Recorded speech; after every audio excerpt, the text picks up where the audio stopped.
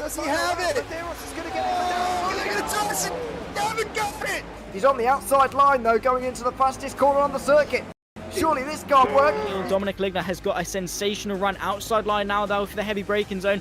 Around the outside goes the Audi R8. Look how much Miller's caught back into play. Exactly, Miller's still start trouble. He's not on second and change. All of a sudden Miller's back in play. Can Barry do it? Big Barry's gonna do it. Big Barry!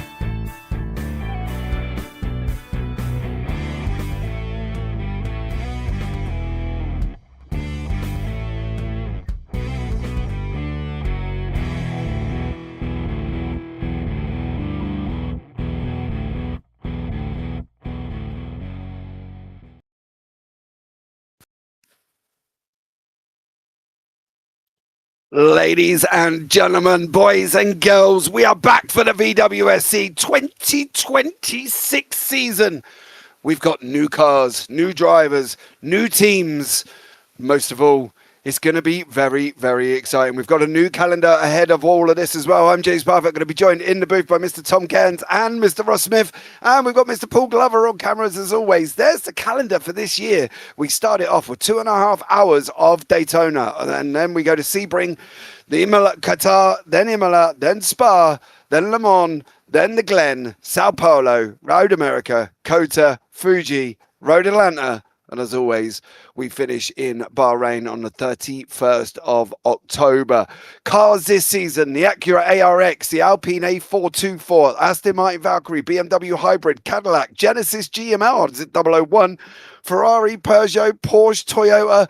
They're in the hypercar categories. In the LMGT3s, there's going to be the Aston Martin Vantage Evo, then the BMW M4, Chevrolet Corvette, Ford Mustang, Ferrari 296, Lamborghini Tamararo. There's an interesting story about that. I saw that launched at Goodwood Festival of Speed. It looks absolutely beautiful in real life.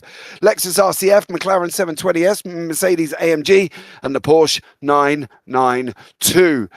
What more could we ask for here today? Let's bring in Mr. Tom Cairns and have a chat with him first. Tom, start of a new season, buddy. Start of a new season. Who's feeling the most rusty? No, I'm not trying to jinx that. Good evening. Good welcome to everyone here at Daytona. What a better way to kickstart the season than this particular one. 2.4 hours, 2 hours, 24 minutes to be exact. I really cannot wait to see the new cars, especially, James, to be out on circuit, particularly Acura and the Alpine especially. Oh, mate, I'm looking forward to seeing the old Lamborghini. I cannot wait for that. We've got Mr. Ross Smith in the booth as always. He's come along and joined us for the modern series. Ross knows more about these cars than I've even got a Scooby-Doo about. So let's have a quick chat with Ross. Ross, how are you first off, dear sir? We go again.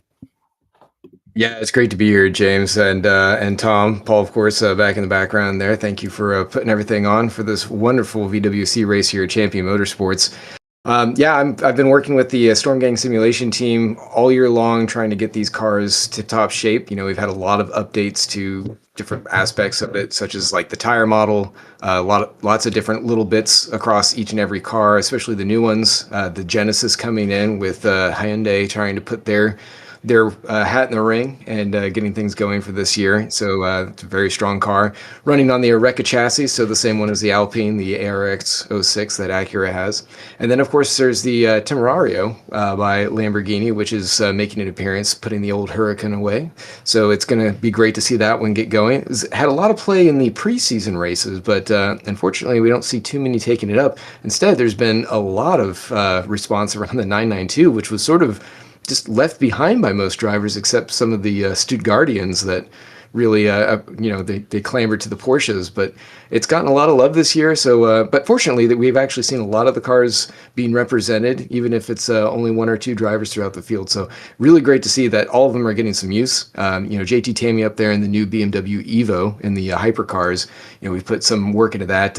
Hadley, who's been doing a lot of our 3D, he came out and basically did that car from scratch. Very quickly putting it together. And we've had quite a few Evos up through the field. So the 296, that's an Evo this year. The 992, also an Evo, although the only changes there are the fender vents at the front and a 4mm gurney flap on the rear wing. So, those eagle-eyed among us might be able to pick that out, although good luck. But we have that going. We have a few more Evos coming in. The ARX-06 is going to have an Evo rendition, a few changes there. The Cadillac Hypercar is going to have some changes. The now TR-010 Toyota, there are a couple more changes that need to be added on, although that one is represented in Evo form.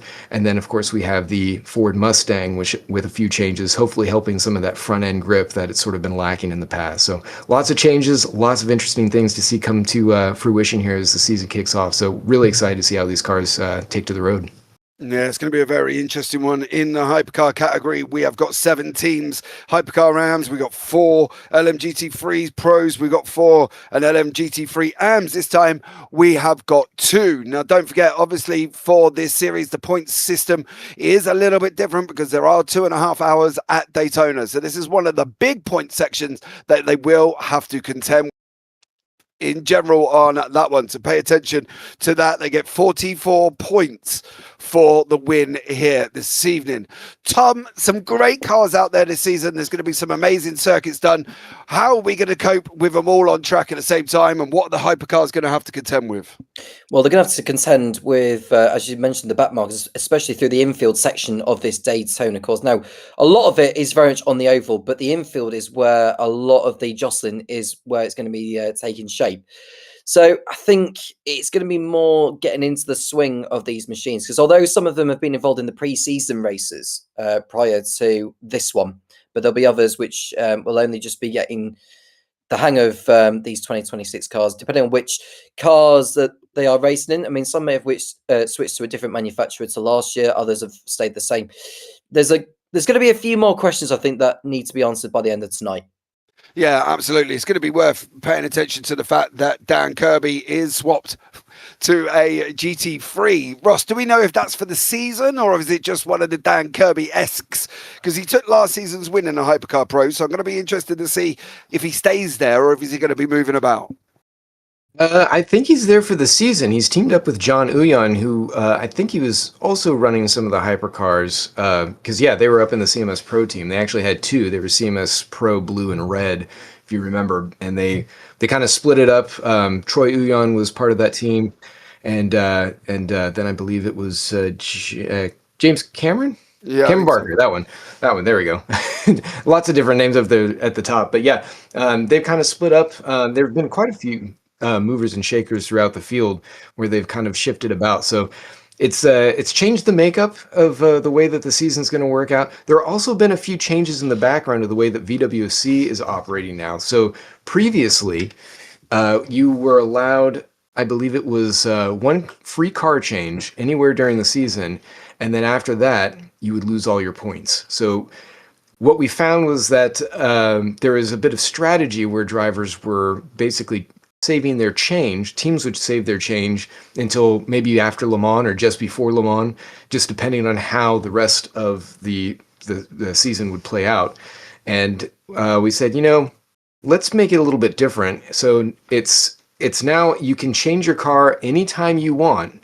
However, you will lose the percentage of points that you have relative to the percent that the season is complete. So if it's halfway through the season, you lose half your points. If it's only 5% through the season, you only lose 5% of your points. So as the season progresses, it becomes far more detrimental to your season, your championship, in terms of points to make that change. So the idea there is that if you're going to change your car, do it early because you've discovered that, okay, this isn't working for me, if you still want a shot at trying to win the championship.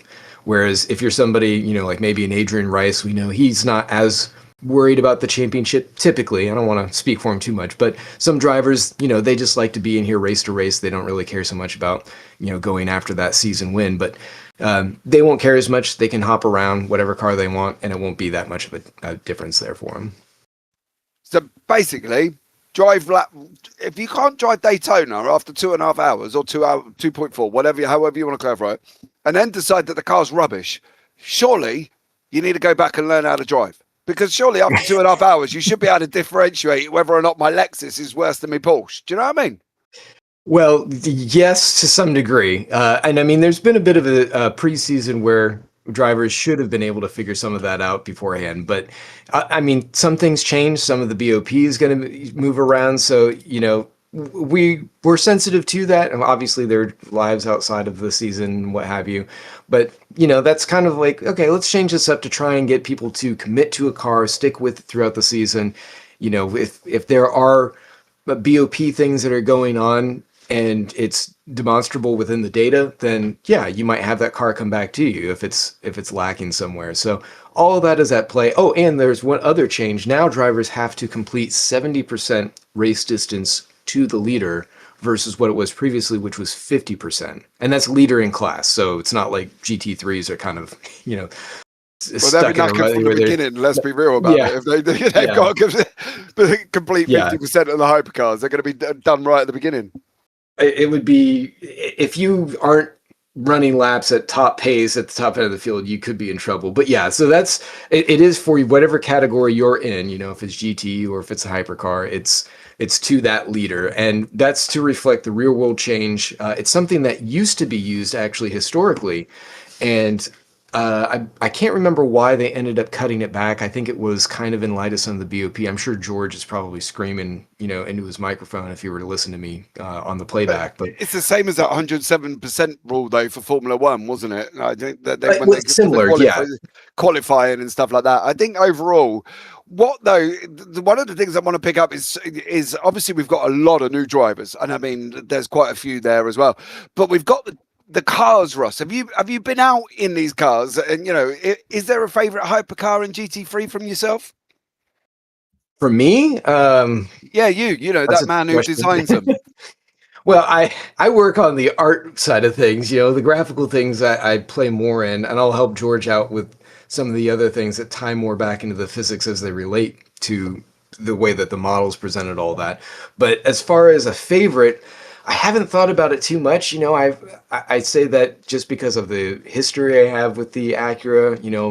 My heart kind of goes there, especially as sort of the underdog amongst some of the other cars in the field. I do like the way the Genesis looks. It was certainly a car that I would have picked if I had an opportunity to run this season. I'm still a little bit busy trying to get these cars in the workshop, but I would say that those Oreca chassis they're kind of high up the list. They look pretty good, but I do like the way that the new BMW Evo looks. I probably wouldn't race it, but I'd say it's a step in the right direction. I don't mind that they try and do something different with those giant nostrils. I appreciate that, but I wouldn't say that it's maybe my favorite aesthetic, but I do like that.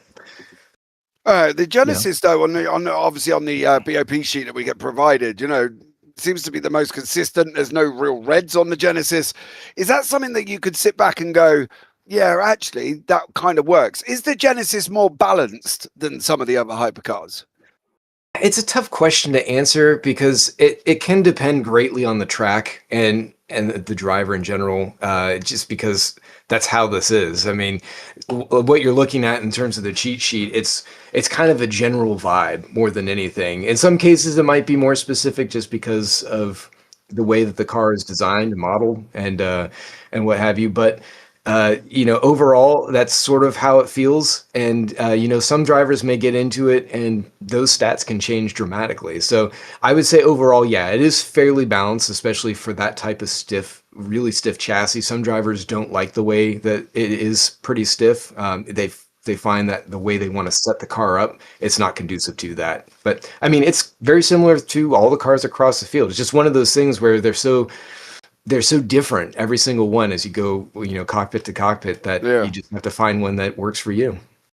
All right, let's have a look at the track map for today's race here as well. It is the famous Daytona. Now, before you even you eagle-eyed people sit at home and go, oh, that's wrong. Yes, we know the bus stop is not called the bus stop. It's called the Le Mans chicane, but it's there, as Mr. Ross Smith had said to me in the green room, it's out of protest because they don't like it and they like it called the bus stop. So there we go. I know. Put an asterisk on that, my own personal protest. Hey, listen, I'm just making sure we didn't get jumped on at home, Ross. You know what I mean? Because people do pick up on things like that.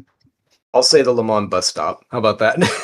Jesus, this is more of a mouthful. 5.73 kilometers, 3.56 miles in length. Built 1957, sit in Daytona Beach. It's going to be absolutely amazing. It is basically an oval with a chicane and a few squigglies in the middle. That's pretty much it. Let's have a look at the keys to the race because I can tell you what, well, these are going to be important. Set up for corners on straights.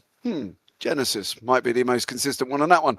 Minimize mistakes through the night. Well, as we know, once you're out on the track and it goes day to night, it's a lot easier than if you were coming straight into the night. Obviously, some of the people that have done 24 hours of Daytona or other simulators will know that. Avoid infield traffic jams. Yeah, good luck with that. That International Horseshoe and Western Horseshoe, they're going to provide some interesting ones here as well. GT, 60-65 minutes, 2 stops, they reckon, over this period. Hypercars, 40 to 45, 2 to 3 stops. Tyres, you can see on the bottom right-hand corner, medium wets for the GTs, mediums, hards, and wets for the Hypercars. Can I just put in a protest here? Can we have the Hypercars hard tyre as white, please? Because in modern day racing, that's a soft tyre. Can we not have that as red? Can we have it as white, Ross? Well, you're thinking of Formula One, I believe. Yeah, but I don't like hypercut. I don't like it red, Ross. I like it white. So I can't help you. Well, that's just rude. Right, on that note, we're going to crack on. We're just getting towards the end of... we've done the qualifying. We're in the end of warm-up. Are we ready for the grid? No, we're not. Let's bring Tom back into the booth as well. Hold on. Right, okay, so we're just going to get this sorted out. Tom, what do we reckon? You've looked at the cars. What's your favourite hypercar? What's your favourite GT? Good question, actually. I mean, I'm looking at the images I've seen so far.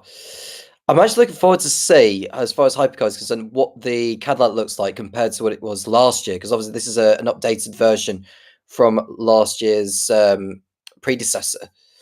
In the GT3s... Sorry, Tom. It hasn't been yet. I just want to point it out. It's still getting a couple updates in place. Sorry. Right, so you haven't sorted out yet? Not yet. So yeah, for this race, it unfortunately is still the prior year, but we should have the Evo for Sebring. Sorry, Tom. Carry on, Tom. Okay, I'll change my point then. The Toyotas, have we got that in time?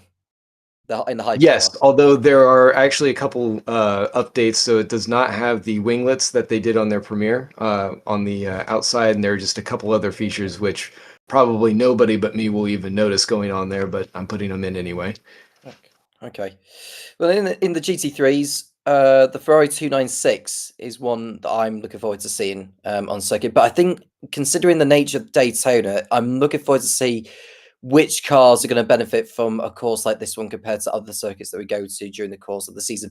So that's a little bit of a challenge for the drivers, really. If they know that they are comfortable enough in this machine, that kind of gives them a buffer for other circuits to come that may be more of a challenge compared to Daytona. That's the one thing I'd be wary of for these drivers, because if they turn around and say, oh, it's rubbish, that the car they are in, it's not to say that other circuits are going to be just as bad for that car as it is for Daytona. And this goes back to what you were saying earlier, Ross, about drivers switching into the car, switching to new cars, or some of them at least anyway. Which ones would you say are to look out for that might struggle a little bit with what they've chosen, but could change for the next round after this one? Well, JT, I think, said it pretty well in the hypercars. The BMW is not as strong on top end. It's pretty strong in the infield, and you know, a lot of drivers are finding that as they're working their setups for this particular track, that you kind of need to find where you're fastest, whether you compromise a little bit on the twisties, or if you try and maximize the straight line speed, if you try and find something in the middle. I feel like in this case, the BMW probably doesn't have quite as much that it can maximize on the top end, but you kind of have to do what you can, so that way you're not losing out too much there, because you might not be able to pick up as much on the bottom end. Porsche also a little bit more compromised. It is very fast on the corners. It can eat curbs pretty well. That's the 963, by the way, and we'll see that one do pretty well. Obviously, the real Porsches won the Daytona, the Rolex 24 a couple weekends ago here now, but we'll see how this field does it, because the talents are all over the place in terms of who's in what cars. So they'll be pretty good. And as far as the GTs go, a lot of the front engine cars tend to be pretty good on straight line, but that isn't to say that they are indomitable. Certainly the 992 is very strong, as has been said by a few drivers in the straight line. It's shown that it's pretty quick just because it's one of the lightest cars. So we'll see how it does in terms of its stint survival, I guess you could say, because Porsches do Porsche things, and they do tend to kind of wear out their welcome in terms of tires as the stints go on. So if you have a Dan Kirby or somebody like that who's pretty well versed in the vehicle and who knows how to drive that car to the limit without compromising its resources, yeah, it's going to probably be at the front of the field. And as far as who's at the back, I'm not really sure on that one for the GTs, Tom. I'd say maybe the McLaren is going to struggle a little bit. The Ford, the Mustang might be a little bit compromised, but not because of top line speed. Actually, I think it ends up using a little bit more fuel. So you might see them come into the pits a little bit before everyone else. And maybe they don't hit that top line speed because they are trying to save, so they can keep up with everyone else in the pit cycle. It's worth mentioning as well, there's been drivers promoted up classes as well. Alexander McQuarrie, who won the AM class in terms of the championship last season. What are we expecting from drivers like him? What kind of challenge could we see? Because I'm seeing that he's in the Porsche 911 for this one. You mentioned about the Porsches doing Porsche things in terms of going through the corners very nicely here. But as far as I'm concerned with the nature of this Daytona course, something tells me that the Porsche might struggle, but I could be wrong. I think it depends on who's piloting them. Like I said, the Kirbys, the Uyons, they're going to be on point for sure. And McQuarrie, he's done a very good job over time. He's certainly earned his spot in the pro class. I know that on Thursday during the sister series NARS, which is running the IMSA schedule for this season with just some overlap, Daytona, Sebring, that kind of thing. He's doing very well until he suddenly was not. He found a wall pretty quick coming out of the chicane, the bus stop chicane, and that kind of ended his race. But up until then, he was doing great. So, it's one of those things. It's a long race. There's lots of traffic to deal with. Even some of the top contenders may find that, they could come into traffic with some of the back markers, say, like a top GT driver just comes to blows with somebody who's midfield back of the hypercar who's having a bad day. Maybe they're kind of fast and then they've had an issue where they're back in the pack and now they're pushing their way through. They've got a whole head of steam and the red mist has descended, and then suddenly they're taking it out on the first person who gets in their way. So anything can happen. That's why we love these endurance races. But if all things being equal, I would say that, they're, in the case of McQuarrie, he's probably going to be okay. He's going to probably be like midfield. Like I said, he's earned his spot. I'm just curious to see how they all end up playing together, because we've got some new faces and we've got some old timers here who are I say old timers, I mean vets, of course, but tried true, who are showing up, and it's just going to be a great show, I think. Right, boys and girls, ladies and gentlemen, let's bring you up the grid for this race as these drivers set off on their pace lap. But we're going to kick it off here as well. Ben Kesby out in front with Tom Lane in second place. Ege Carriaback. No, that's not right. I'll figure that one out in a minute. He's in third with Johnny Gutierrez in fourth. Rolling on, Wouter de Bruin in fifth, then Simon Suvic in sixth. Michael Lock in seventh, then Ryan Pulbert Reyes in the Hypercars. Oh dear, in eighth place. Funny enough, he's in the Porsche, no surprise. Then we got Riley Koenig in ninth, Matt Bice in 10th. Then we got Brian Hall in 11th. Mike Bice is down in 12th in that Toyota GR010. Moving on, Bradley Sellers in 13th, Luciano Ichazo in 14th. Then we've got Alan Smith in 15th. Stephen Bice in there as well. We've got all three of them here this evening. Blimey. Moving on, Troy Uyan 17th, then we've got Gilles Lalonde in 18th, Magnus Dahlgren 19th, George Angelidis down in 20th place. Love the team name, Maya Shank Racing. There we go. Ben Borman in 21st, and Jerry Chen and Vinicius Concalves, with Benjamin Porteous Heath still down in 24th in the Hypercar AMS. Right, moving on from that one, John Mayer in 25th and Zachary Chavot in 26th. Norm Graff in 27th and Eric Mornay down in 28th place. Last of the Hypercars there, Dan Kirby leading the GT3s. He's in 29th with Alan Holden in 30th. Then David Shun in 31st with JT Tammy in 32nd. You see GT3 pros leading the field. William Snowden in 33rd and Vasilios Katarinakis in 34th in the GT3 AMS. Dan Fowler in 35th and Stephen Miller down in 36th. John Huyan in 37th, then Simon Kingsbury in 38th, then Alexander McQuarrie down in 39th place. Stuart Barge in 40th. We're not done yet.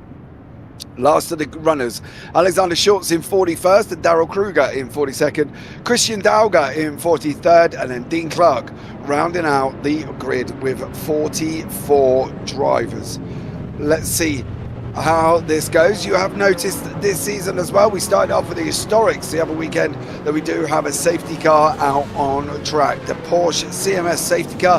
The only good thing about it is it probably hopefully go in the right direction. It won't spin up going around the corners, but it is out on the circuit. These guys are following a safety car. You heard Ross mention Porsche doing Porsche things. That's generally due to the fact that the back end likes to try and come and say hello to the front at random moments. So we're going to be looking out for that one. Ladies and gentlemen, boys and girls, people of all ages, round one, VWSC 2026 is green, green, green. And you can see out in front at the moment here, leading the field, is still Dan, Kesby out in front. Drama going in behind it in the Hypercars, but these guys kicking it out in front. We'll bring you up the overlay so you can see who's there as well as they go into the International Horseshoe for the first time. Great run out there, great drama kicking in from behind here, Tom, but you can see Kesby leading the field. Yeah, absolutely. As the track narrows out around this infield, we'll get a replay of the incident that kick-started all of that. And you can see on the timing tower where everyone is, though, it's Ben Kesby who leads the way and Tom Lane in second position next to Karabakh. I will have to get my pronunciation right with that one. Gutierrez fourth. And we've got drivers with penalties as well to consider, so we'll find out soon enough what's been going on. Oh, there's a lot going on in the second of the horseshoes. Yeah, we're going to get rid of that off the screen. You can see there's a lot of argy-bargy cars mixed up out of the wrong place at the moment. There's been more drama going into turn number 7. That was kicking off big style here, Ross. I don't know if this is lap 1, round 1, Billy, big kahunas kicking it off and starting drama going into the first horseshoe. Well, that was certainly part of it, but it looked like some of the hypercars ended up getting thrown back into GT traffic. I don't know if they had it coming to the line. I'm guessing somebody probably was caught sleeping with the safety car start that we were not used to, and that kind of just caused a log jam, and everyone was right together. We'll see here in a second. Yeah, here is the replay from lap 1. You can see coming down into turn number 1, Ben Borman is the first. We think, he gets a punt from behind. I'm not surprised he goes off. And it's a big checkup. Then there's another hypercar sliding to the right-hand side. They've unfortunately gone round. Borman sat in the pit lane in that Valkyrie. He's got more wings than a swift bird at the moment. It's absolutely nuts on the back of that Valkyrie. But you can see there was another one in the side there, Tom. There wasn't just Borman who gone round. Somebody else went round. And that through the hypercars. You can see at the bottom there, Koenig down in 30th place. Must have been mixed up with it somehow. Yeah, well, it was no wonder we saw more of the drama at the second horseshoe, because some of the hypercars were out of sync compared to the rest of them. Were right in the mix of in the thick of it with the GTs. So a lot obviously needs to be sorted out so far, because everyone is so far down. Well, some drivers are so far down the field compared to others. But there we see Kesby in the lead, head of lane in your picture, coming through back onto the oval part of the racetrack before they head to the Le Mans bus stop. I like the phrasing you made up there, Ross, earlier. That's bonkers. You see some of the movers at the moment and shakers there. Matt Bice sitting in pole position in the Hypercar AMS 10th overall leader, currently in first place. In the GT3s is Dan Kirby leading the way with 0.9 seconds behind, with David Chen behind that. Easy words. There you go. Hadaranakis in the GT3 IMSA. You can see half a second Miller behind him. Kesby, Lane leading the pros on that one, Tom. Great racing so far. It has been so far, but it's going to come down to how the leads will get through the back markers, because it won't be too long before we start seeing the leads in Hypercar getting by the GTs at the back. So this is a replay then of Riley Koenig. It goes onto the grass. This is over at the second horseshoe, isn't it? Oh, he spins right in the middle of the pack there, but luckily everyone was able to get through without collecting it. Yeah, you can see that's why he ended up so bad. There's another one on the grass there at the same time. So Konig's going to have to come and start at the back end of the field here. He's going to be making his way through. We'll bring you back to live pictures. You see Konig getting back underway and he's moving through. I think this was some of the driver down into the next left-hander, which was turn number 7 here as well. And it was more drama kicking off, but these cars all getting through at the moment. You can see the leaders on your screen. Ben Kesby out in front in the Hypercar for pros with Tom Lane tucked in right behind him. They're extending the gap a little bit at the moment. We've got certain people out of position. Matt Bice is up into 11th place. Whether or not he can stay there, Ross, is going to be difficult, but we'll find out if Matty Bice, he had a tough first season last season in the Hypercar, switching from the GT3. Him and Mike, you know, both had some issues, but they seem to be getting used to it this time.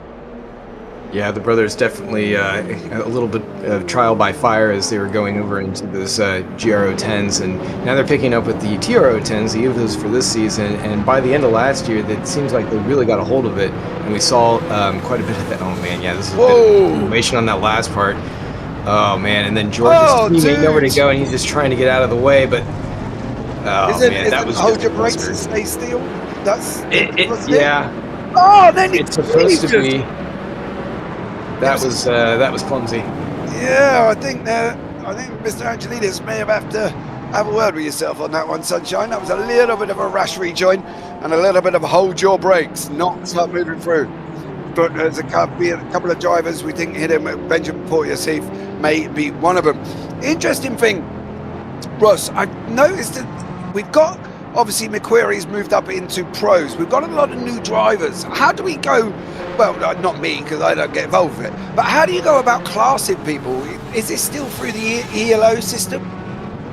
Exactly, yeah. We do have the ELO stratification with Troy Uyan putting that together and doing a great job to be able to have all that. It's displayed on its own separate web page, so all drivers have the ability to look at it. And what it does is it actually ranks the drivers, so it's very similar to the licensing ratings that you would see in any type of FIA championship. And it doesn't necessarily mean that they're going to be in a certain class, but the admins use that to be able to assign drivers to classes. So we'll see what happened here in this replay. Somebody coming. Not going into pit lane. That was Clark. Yeah, that was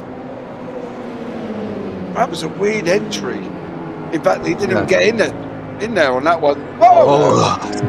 It's terrifying. He's sat there. Gentlemen, see him. Oh God, George. Oh, everybody made it. This is a nightmare. But he's doing the right thing. This is what kind of George should have done. He sat there. That was Norm Graff. Norm Graff, who was in that Valkyrie. He's going by right there. Yeah, but we've got to, that's what should have happened there as well, Tom, I think, on this one. We've got 2 hours and 17 minutes to go. Movers and shakers, a lot of incidents already. Tom, it's going to be an exciting one if the first 5 minutes are anything to go by.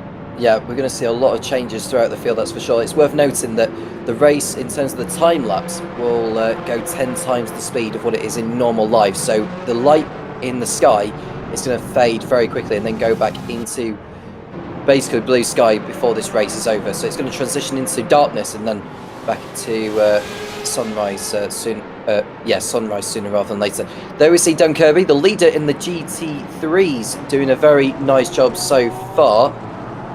And we see Ben Kesby at the bottom as well. So at least we're seeing the leaders in their respective classes as we speak.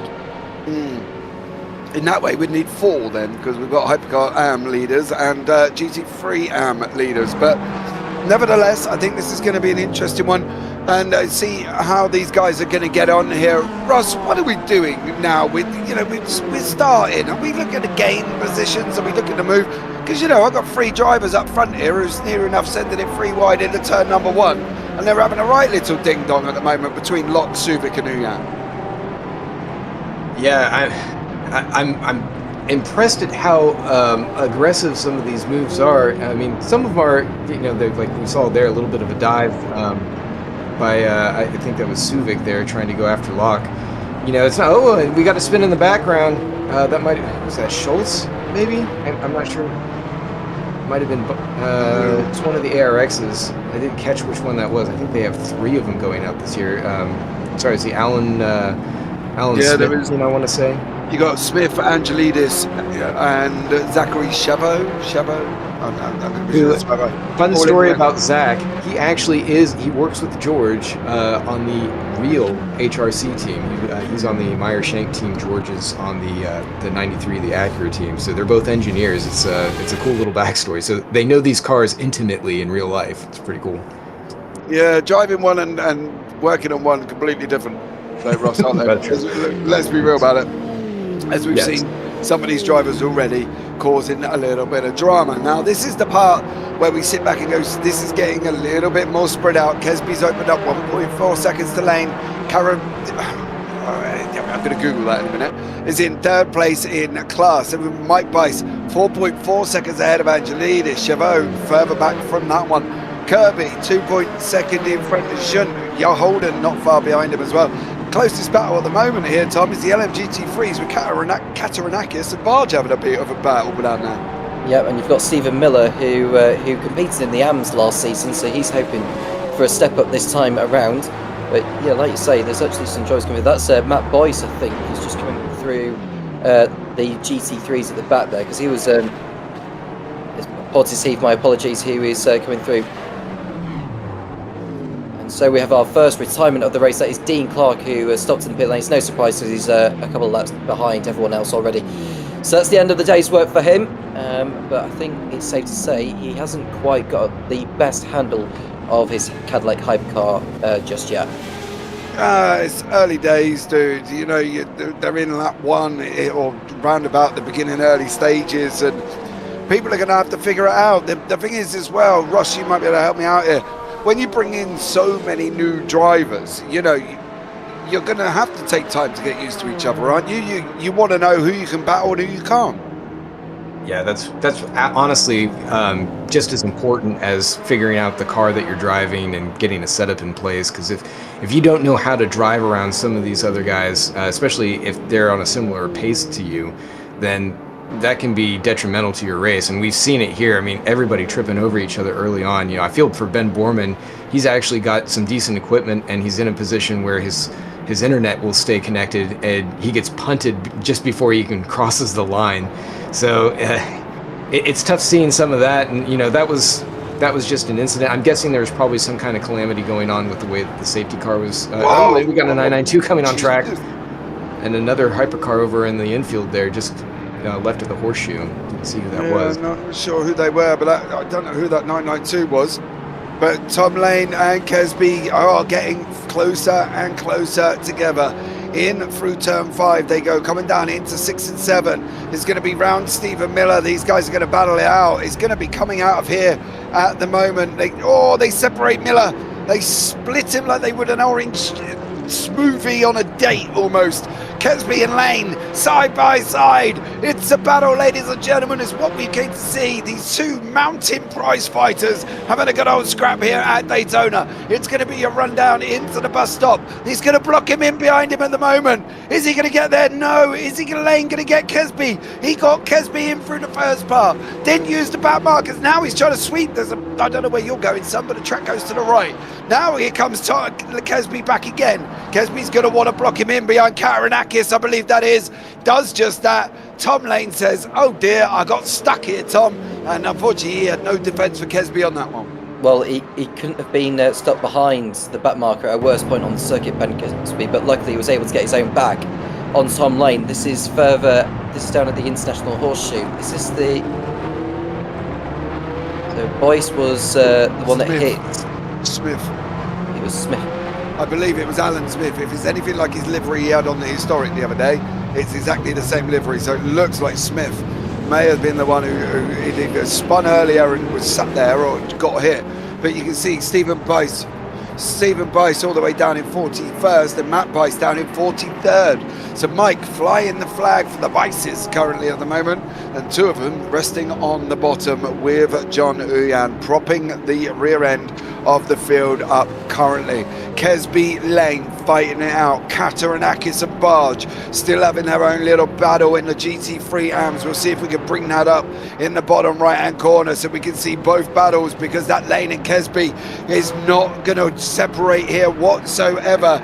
It's going to be very, very interesting. There was a yellow flag popped up, 2 hours and 10 minutes to go. These drivers, Ross, when does the sweat start? When does the nerves start? What about the anxiety? We've got all this coming. If you are in YouTube chat as well, sorry we haven't said hello to you yet as well. Mr. Reese still there. And Limery, yeah, I'm not going to read the rest of it out, is there in YouTube. Thank you so much. And Lol Smero is good luck, everyone. Thank you so much for joining us.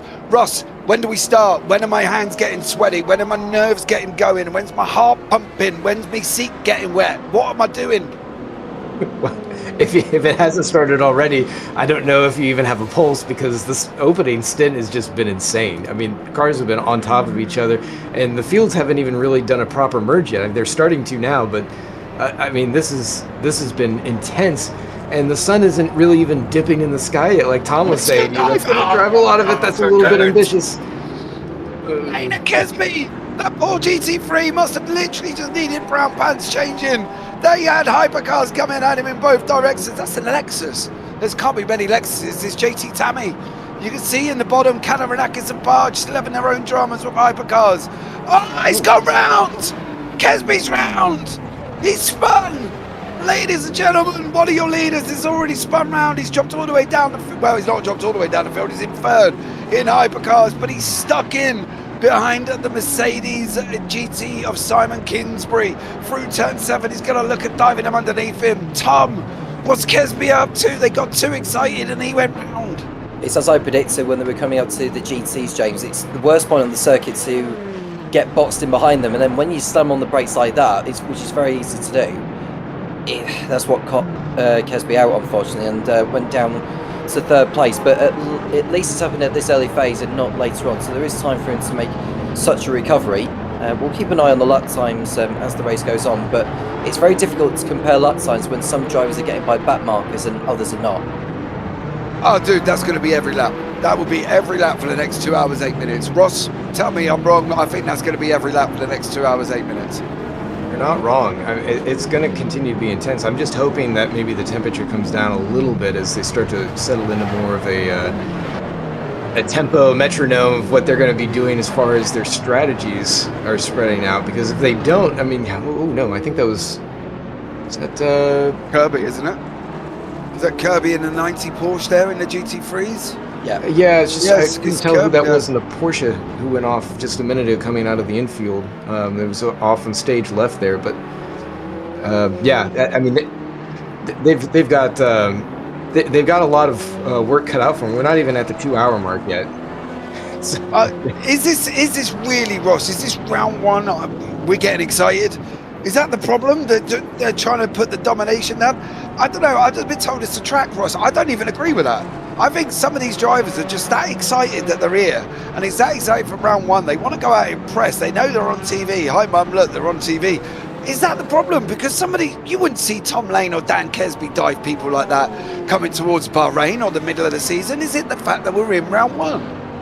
I think it's everything. You know, it's a big grid. It's a track that a lot of drivers feel confident about because, you know, it's not overly complicated or complex, but it has its own challenges. But, you know, you only have so many corners. So new cars, new faces, it's all coming together. So I think that's what they're all contending with. That's a Bice. Yeah. That's Matt Bice. Matt has gone round. He's still down in 43rd. We've only got... no, he's just DNF'd. So he's just DNF'd. Alexander Schultz and Stephen Miller. That was a little bit of a ding-dong. That was what we saw earlier. The Porsche coming back on. He didn't really come back on. He was kind of in a spin. Didn't really have anywhere to go there. Unfortunately, just wait, and then get through. And then here we go is Mr. Matt Bice. Could be a reason why he's DNF'd. It looks very similar to the first one he did. Not gonna lie, stops the car, says right, I've had enough, ladies and gentlemen, and he's gonna go and sit and watch the rest of the broadcast, I'm sure. Johnny Gutierrez is coming up. He's going to try and dive. Nope, got that all wrong there, Ross. But then again, I sit there and say he got it all wrong, Ross. That's so easy to do, isn't it? Oh, 100%. Yeah, especially if your brake bias is off just a little bit, you know, you miss your braking point just enough. I mean, it can just throw your world into total havoc. Even if you've been hitting the same points all along, you know, you get distracted, you know, maybe you've moved it just a touch, you know, any number of things can happen and the car will go around, which I think is what happened to who was that, Dean on the front straight where he spun the other way. I think that was just rears locking up trying to come to pit road. Yeah, absolutely. I think that's one of the things. But I think this is the problem. And we've seen this loads of times before in broadcasts when they go and basically go right up behind the car in front. They slam the brakes because they're going to hit them, and next time, you know, they're doing some lovely pirouettes. And well, unfortunately, that car just did it completely on its own. Stay where you are. Paulbert Reyes in the Porsche, jumped up to the Hypercars this year as well. Tom, is going to be interesting for Paulbert Reyes, considering he was always in the Porsche GT3. Norm Graf getting himself in trouble at the bus stop. Oh, there's a Porsche blown. That was an engine. That weren't right, Paulbert Reyes again. There was an engine gone. You sure it wasn't tyre smoke on that? I think it was tire. No, it comes straight. No, it comes straight out. Why would there be a tyre smoke mid-chicane? He looked like he was losing it. I don't know, Tom. What do you think?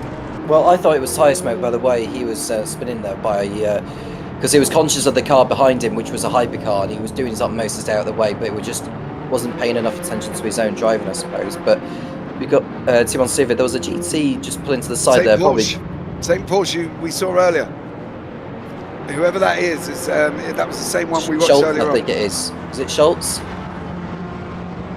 I don't know. I'm waiting for the waiting for the DNF to pop up on the screen, to be honest with you, because I got a funny feeling that he shifted down a gear and that engine went bang because it comes straight out of his back end. I don't believe it was tyre smoke. I'm not even sure, to be honest with you. Normally there's 2 strands of tyre smoke. I've just been told it was tyre smoke. That sucks. I thought it was an engine blown, Ross. I don't know why you'd want a driver to be dropping out, but it's. I never said I did. I just, you know, it looked amazing, and I thought it was going to be one of the historic moments because, you know, we've had a lot of cars in the historic go bang already, right? Look where it's coming from. It comes straight out of the back end as well. He was already going from the moment he caught the curb on the first part of that chicane, and he was not able to correct it. Headlights are on. Another DNF there as well for Benjamin Porteous Heath. It'll be interesting if we can find out. So that's 2 drivers, actually 3 drivers now. Alexander Schultz is also DNF'd in the Porsche. Benjamin went into the pits DNF'd. Alex Schultz is DNF'd in the Porsche. That apparently was tyre smoke. And Matt Bice is also DNF'd, and Dean Clark is still, I don't know if he's still there, but he's about 13 and a half laps down. Troy Yan has not been in the pits for 12 minutes. We will give the overlay a kick in a minute to correct itself, unless he has, of course, and then I'm wrong. But apart from that, it's been an interesting opening stint here, Tom. You know, what are we going to see for the next 2 hours? Are they actually ever going to settle down? Well, we've got the pit strategy to factor in, James, so there will be pit stops later on. So we'll see who's deciding to remain out there a little bit longer compared to others. And we're about to see a replay involving Riley Koenig, I think, who's going into turn 1. He caught the barrier on the inside. The back end's coming round. He's got it too quick. Oh, and he is going to hit it. Look at that. Oh, dude. That's hard to watch. Ross, listen, effectively, right? How much? Oh, dear. Wing batter. He just knocked that car. I don't even know who that was, but he just knocked him absolutely flying off the track. Ross, how much is the damage on? What's the damage we've got here to deceive it? Is it still 75%? Yeah, it is 75%, and that's to avoid completely ruining races, just because it is a condensed format, and you don't really have a lot of time where you can repair some of the major but don't you think things like that, hitting the inside of a tyre barrier, where in real life it would be you're out, you're done? Do you not think things like that should be sort of almost punished for the fact, are we ever going to see a 100% damage race where things like that do break us? Because realistically, in real life, and we are trying to follow real life, and we've got real life cars and real life designers, and you're working your butt off in the background in real life and everything else. Should we not then sit back and go, right, boys, man up, you're going to have real life damage? Well, it's a complicated conversation for a lot of different reasons. But I mean, one of the major considerations here is, you want to have a situation where, yes, drivers are punished for poor decisions either on their own or however they're racing with others. But you want to be able to at least have an opportunity for drivers to come back from that to some degree. So 75% we found is, universally across all the different mods and everything is generally a good place to be. I will say that probably on the back end, there's quite a bit within the damage modeling that can be refined for some of these cars. So that way, when you do see some of these bigger crashes and whatnot, some of the components, at least on the car, can be more affected. So like, yeah, a hit like that, going straight in here is going to be more detrimental, and it still can be. Trust me, there's a certain setting that you can have in there for a percent option for when you have a certain impulse of damage where it can actually just kill the car instantly. So there's quite a bit of that. Oh, got to replay. Yeah, I just think sometimes when you're looking at it, I think, that's Katarinakis who is in he's just got in too deep, unfortunately for Vasilius, and that's going to put him down a position. Schubach will move up in his Ferrari there as well.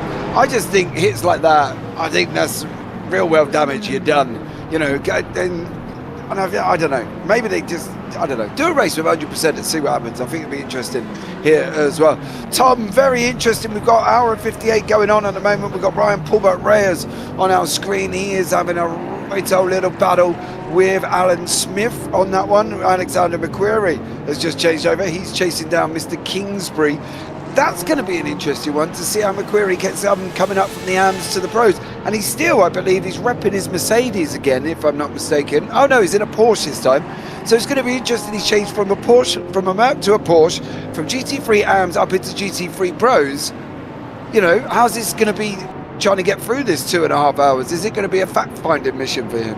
Well, he's got two jobs really. He's one to keep an eye on those within his own class, and of course the hypercars coming through. So this is basically not as new of an experience for McQuarrie as it is for Ryan Paulbert Reyes, who I think Paulbert Reyes raced in the hypercar. Yeah, last year, didn't he? Yeah, he was in GT3s, wasn't he? And then he pulled into the hypercar on the last round, I think, or the second to last round, yeah, and went into the hypercar. And then I messaged him saying, "What are you doing?" And then he was like, "You'll see."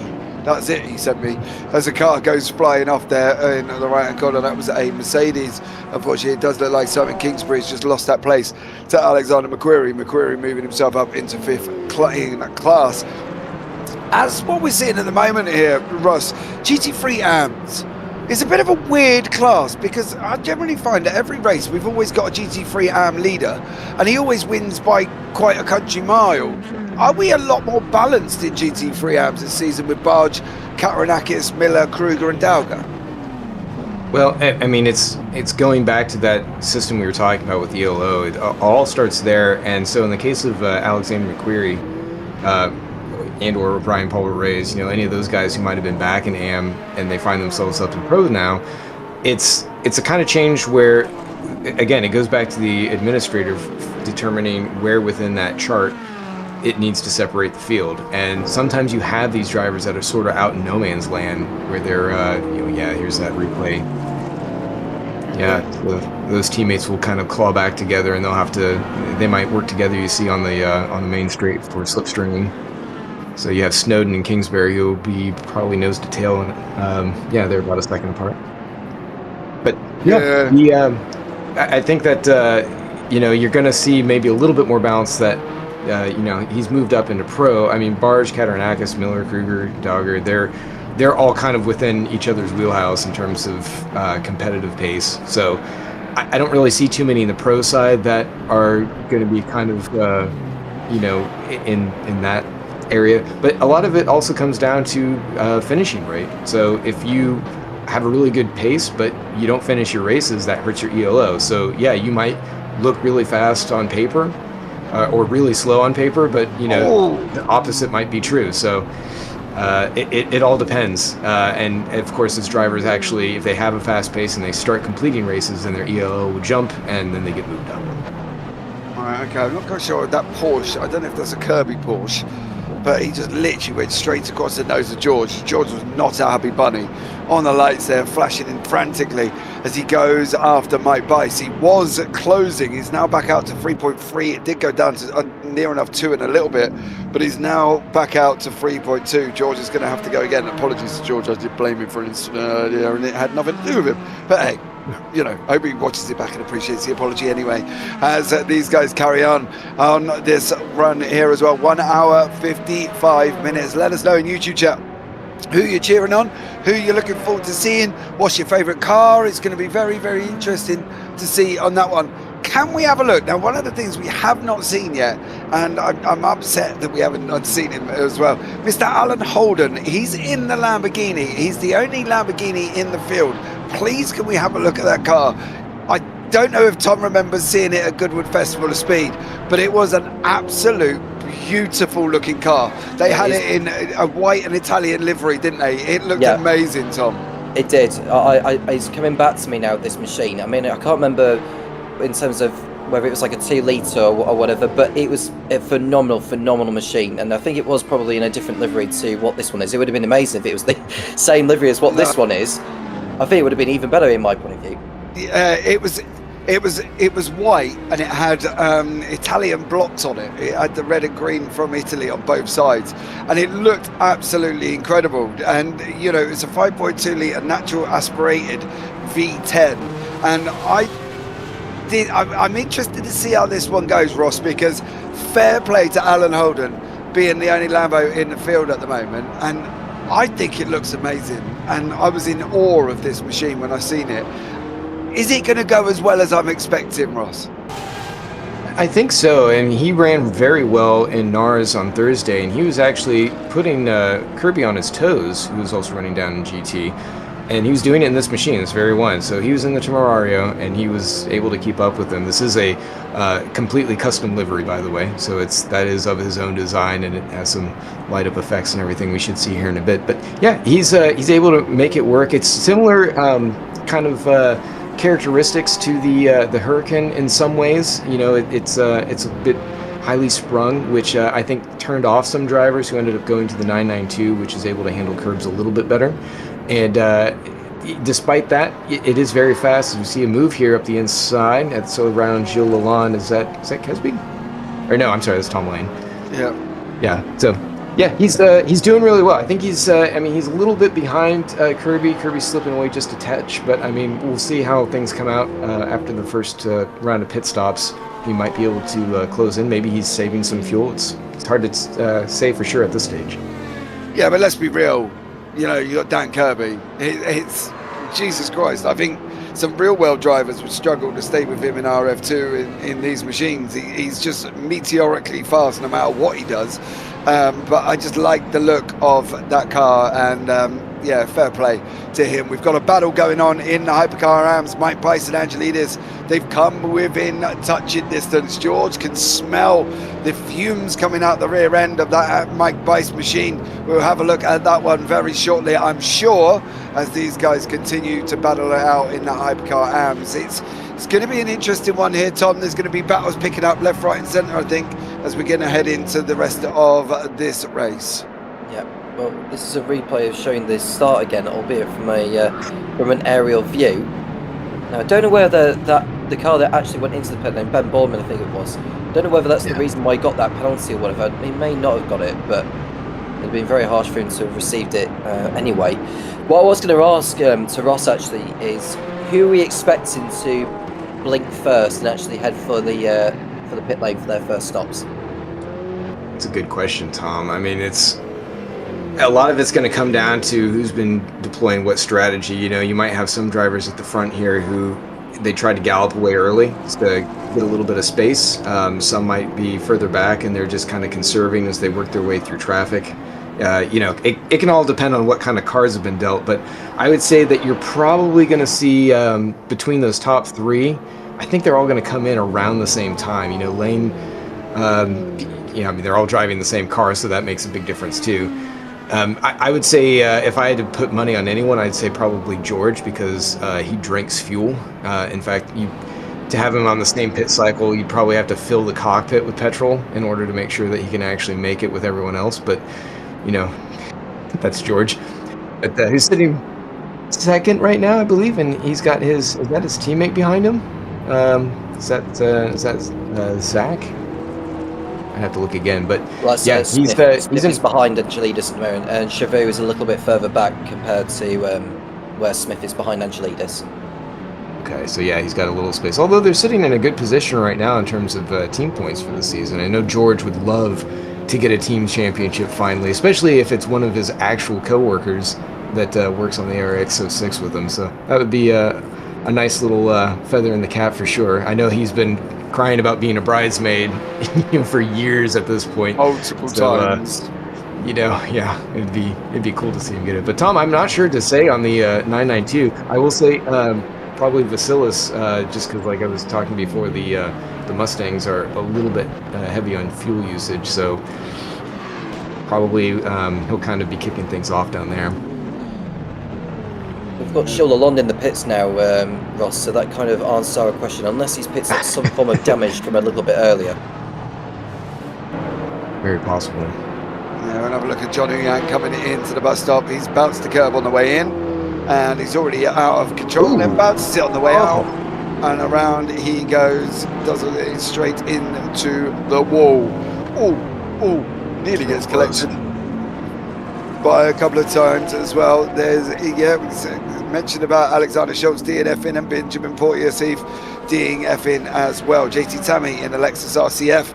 Very interested to see the Lexus on the track, Tom. It wasn't the most favourable car last season.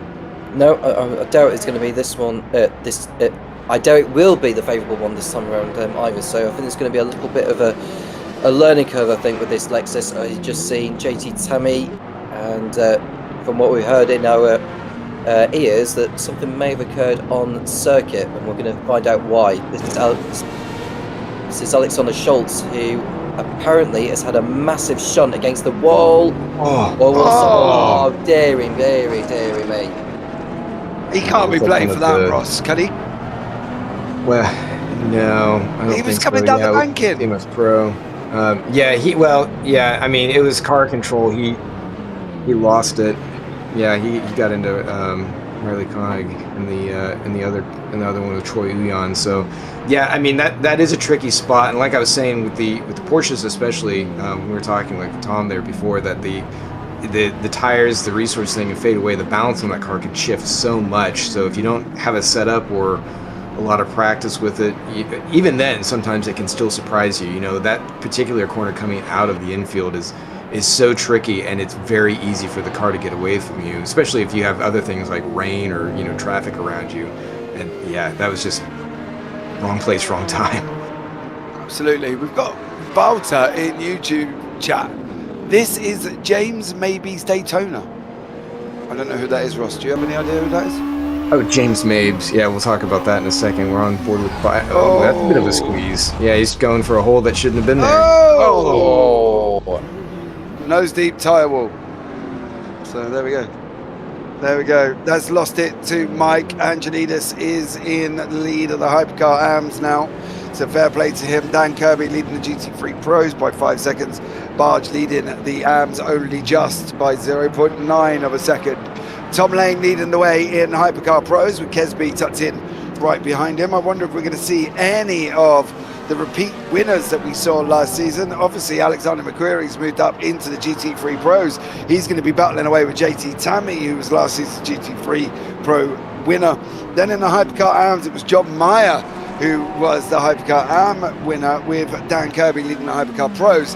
Interesting, the fact that we've actually got, I think this is for the first time, I don't know how many years we've been here now, but for the first time we've actually got 3 champions in one class. Kirby, JT Tammy and McQuarrie are all in GT3s, Ross. Now that's the first time I think we've had that since I've been here. It's possible. I'd have to go back through this. Yeah, Dan Kesby putting the move. Yeah. Ben Kesby making a move. I think that is, Ross, because that's a Hypercar Pro winner, LMGT3 winner, and an LMGT3 AM winner. That is the first time that's ever happened. I've never seen that before in VWSC. I'd have to look back. George obviously keeps a lot of the stats and everything going, but we've got these two teammates here, Kesby and Karabajak. He's pulling up there. Oh, yeah, very close. Is that? Yeah, that's Porsche behind him. Oh, Karabajak has just gone round. Or he's going round. He's on his verge of going round. Oh, yep, just a quick recovery there for Karabajak. He's just lost it into turn number 5. The right-hander, you see him just get a little bit of a slide on in the background. That's dropped him away from Kesby a little bit. There's another yellow in sector 1. If you have a look, he gets out of control on entry. Oh, I thought this was the Karabajak one. It is the Karabajak one. Here he goes, round he goes, and you can just see him there getting a bit loose. Oh, they both do it, synchronised. Lovely. It's like ballerinas on a Saturday night there, Mr. Tom. Yes, indeed. And, well, whilst we are seeing synchronised spinning at the International Horseshoe, you can see that Karabajak, if I can pronounce that correctly. Karabajak, apparently. Yeah. So he's now in 3rd position, and we're going to see another replay of something else on. Oh, I got it. That's the Cadillac. That's the Cadillac running into the. Into one of the others. There was a lot of drama taking place there as Karabajak now in 3rd. Going to go after Kesby once more. Johnny Gutierrez is in the battle. He's chasing down Karabajak as well due to the fact that he spun, and that's brought him into the grips of Gutierrez. Going to be interesting to see how these guys on. Timon Suvic in the background. That's going to be a nice free car fight here from these guys. Angelidis in the Hypercar AMs leading the way in that class. Kirby leading the way in the GT3s. However, that gap to Kirby has come down quite a lot from Alan Holden in that Lamborghini. It's down to like 2.6 seconds, which is quite a lot here. And as you see, these guys managing traffic there on your screen, Johnny Gutierrez and Timon Suvic. And then obviously down in the bottom right-hand corner, they're having a nice little ding-dong as well. Lots more racing, I'm sure, to come here, Tom, but it's been great so far. We've enjoyed it so far, absolutely. Over 40 minutes into this race now, just seen at the bottom of the screen, there was a nice dice going on at then 1. That was Stuart Barger and Vasilis Kautonakis who are fighting over honours in the GT3 AMs. So good to see those fights. And Stephen Miller's not too far back from those. He's running about 10 seconds off those two, though he won't be too far away from their first round of pit stops.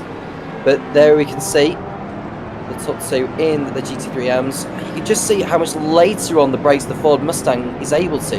It feels to me like that car has a lot more confidence compared to the 296 Ferrari. Well, he's going to have a lot more pace. Well, he should, if it's anything the way this goes. Surely the Mustang's got more top end than that car, isn't he, Russ? He's got more top end than the Ferrari? He can.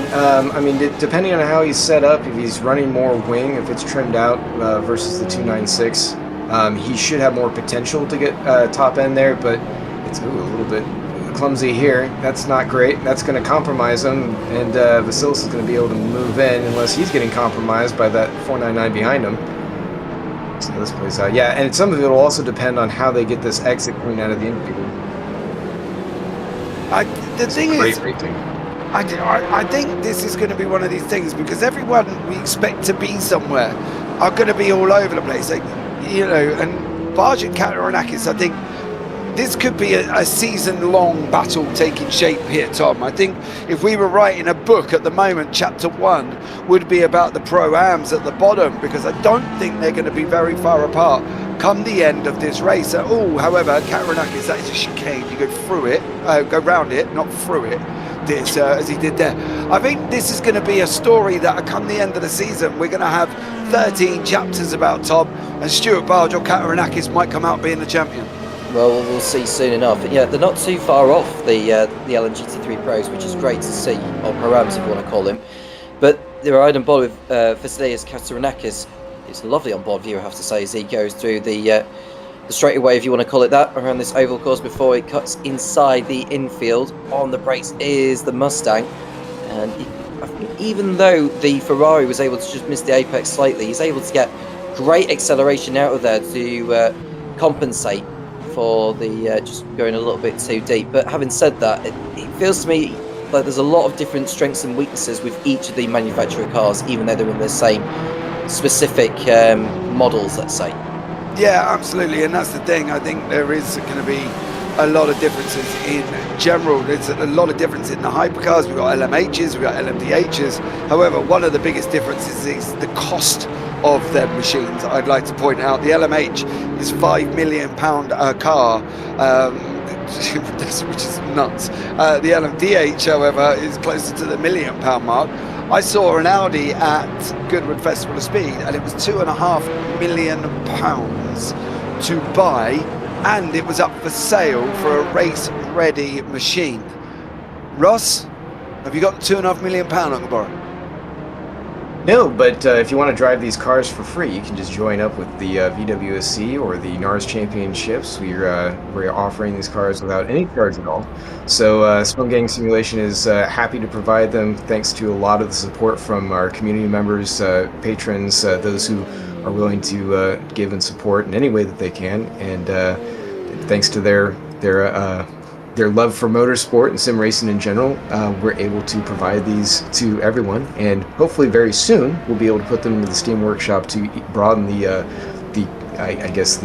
viewership even more. So look for that at the end of Q1 and Q2 here for the 2023, 24, and 25 WSC mods.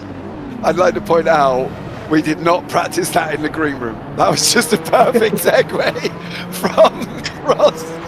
On top of that one, he didn't know it was coming. We never practiced it, but there was a great plug there from Mr. Ross Smith. I thought that was amazing. Georgia in pit lane there. He's gone into the pits. Lane's in the pits. Reyes is in the pits. There's been a couple of people diving in pit lane as well.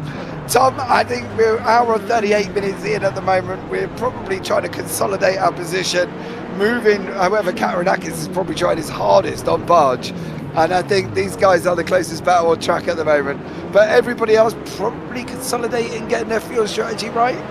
Yeah, 100%. And it's about timing when you pit in as well, because if you get stuck behind traffic, that's the moment where you need to just duck into the pit lane and not lose time. And that's what Tom Lane would have been thinking about in the long run. So that's the first of his 2 pit stops, I would say, because he's gone quite a long way on this first stint before going in.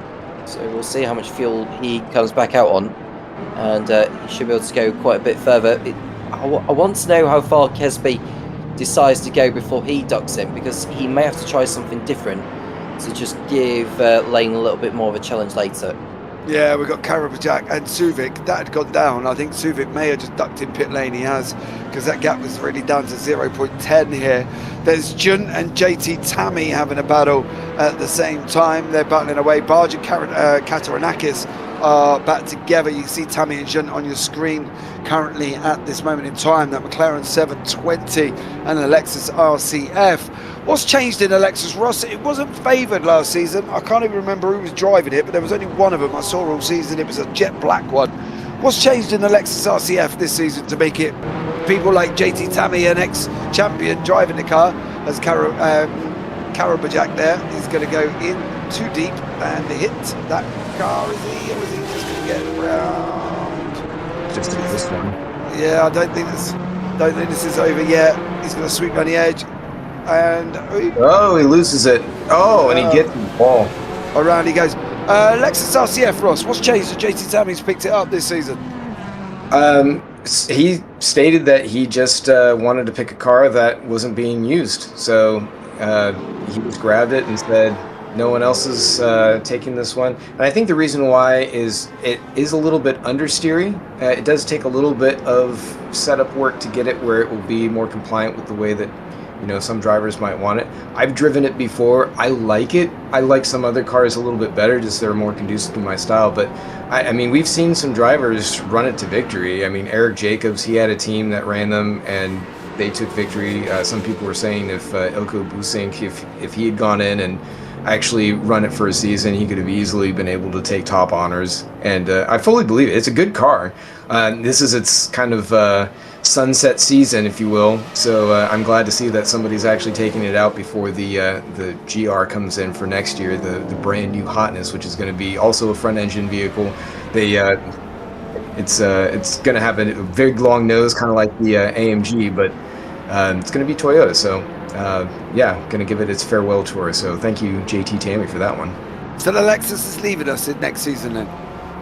This one, yes, the RCF is going away, and so we're going to get the GR-GT, I think is what they're calling it, if they haven't changed that by the time they go through homologation. I don't know, Toyota's been very frustrating with all of their updates, Evo or otherwise. You know, they changed the TR from the GR010 Evo to the TR010 after they made their Evo update, even though it's kind of technically the same car, it's an Evo package, but you know, they didn't even show that they had like those dinky little winglets on the side until basically just before this race. So those are some of those updates. I'm mad at Toyota for that, even though they're doing a great job, and I'm glad that they're you know, sticking with racing and you know, putting it to Ferrari and some of the others that are out there in the field. Well, I don't get why they give them all fancy names. Why can't they just name the car Jim or Tom? Or, I don't know, Ferrari could name the car Fred. Why have we got to have like 499P and the Acura ARX? Why can't Acura just name it Aaron if they didn't want to put, you know, make it an easy name? I don't ever understand all of these letters and stuff after all of these cars. It drives me bonkers. Genesis GMR 001. You know what I mean? Gene would have done. It's just the same.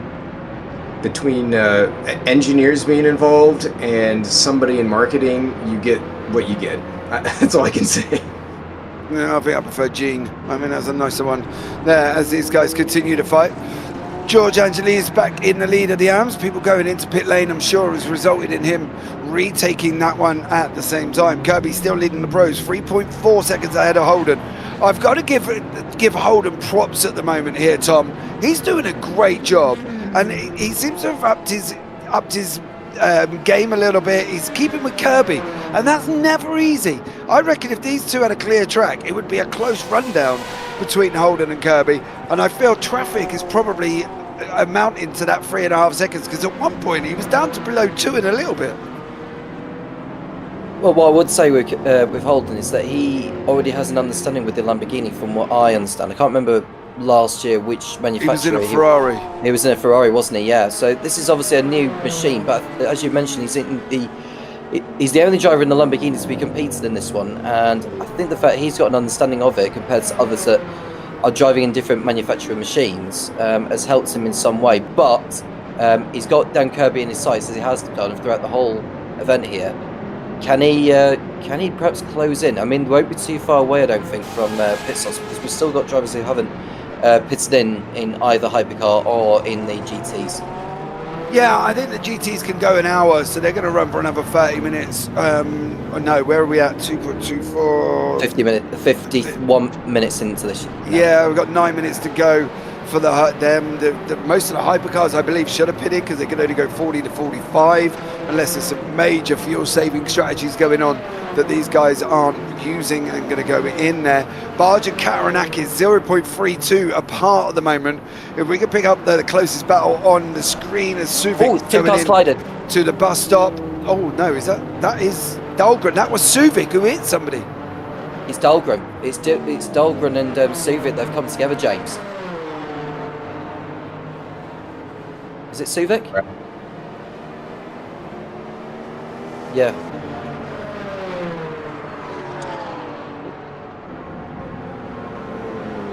We're trying to figure out who that was. It was definitely Tumen Suvic, and we'll have a look at that and see who that was involved in that one. But you know, these guys are going to have to try and take it easy. It was a great incident, and we will find out what went on as well when we find the replay. Gutierrez and Karabajak still having a bit of a battle with 3 and 4 of the Hypercar pros. Hypercar AMS very spread out. They're driving around all by themselves at the moment. No real interclass battles to talk of. Angelides leading the Hypercar AMS. He's got Michael Locke, Bradley Sellers in behind him as well. LMGT3, same scenario. Snowden and McQuarrie fighting out together as there, and we think it's Norm Graff who had a drama going in.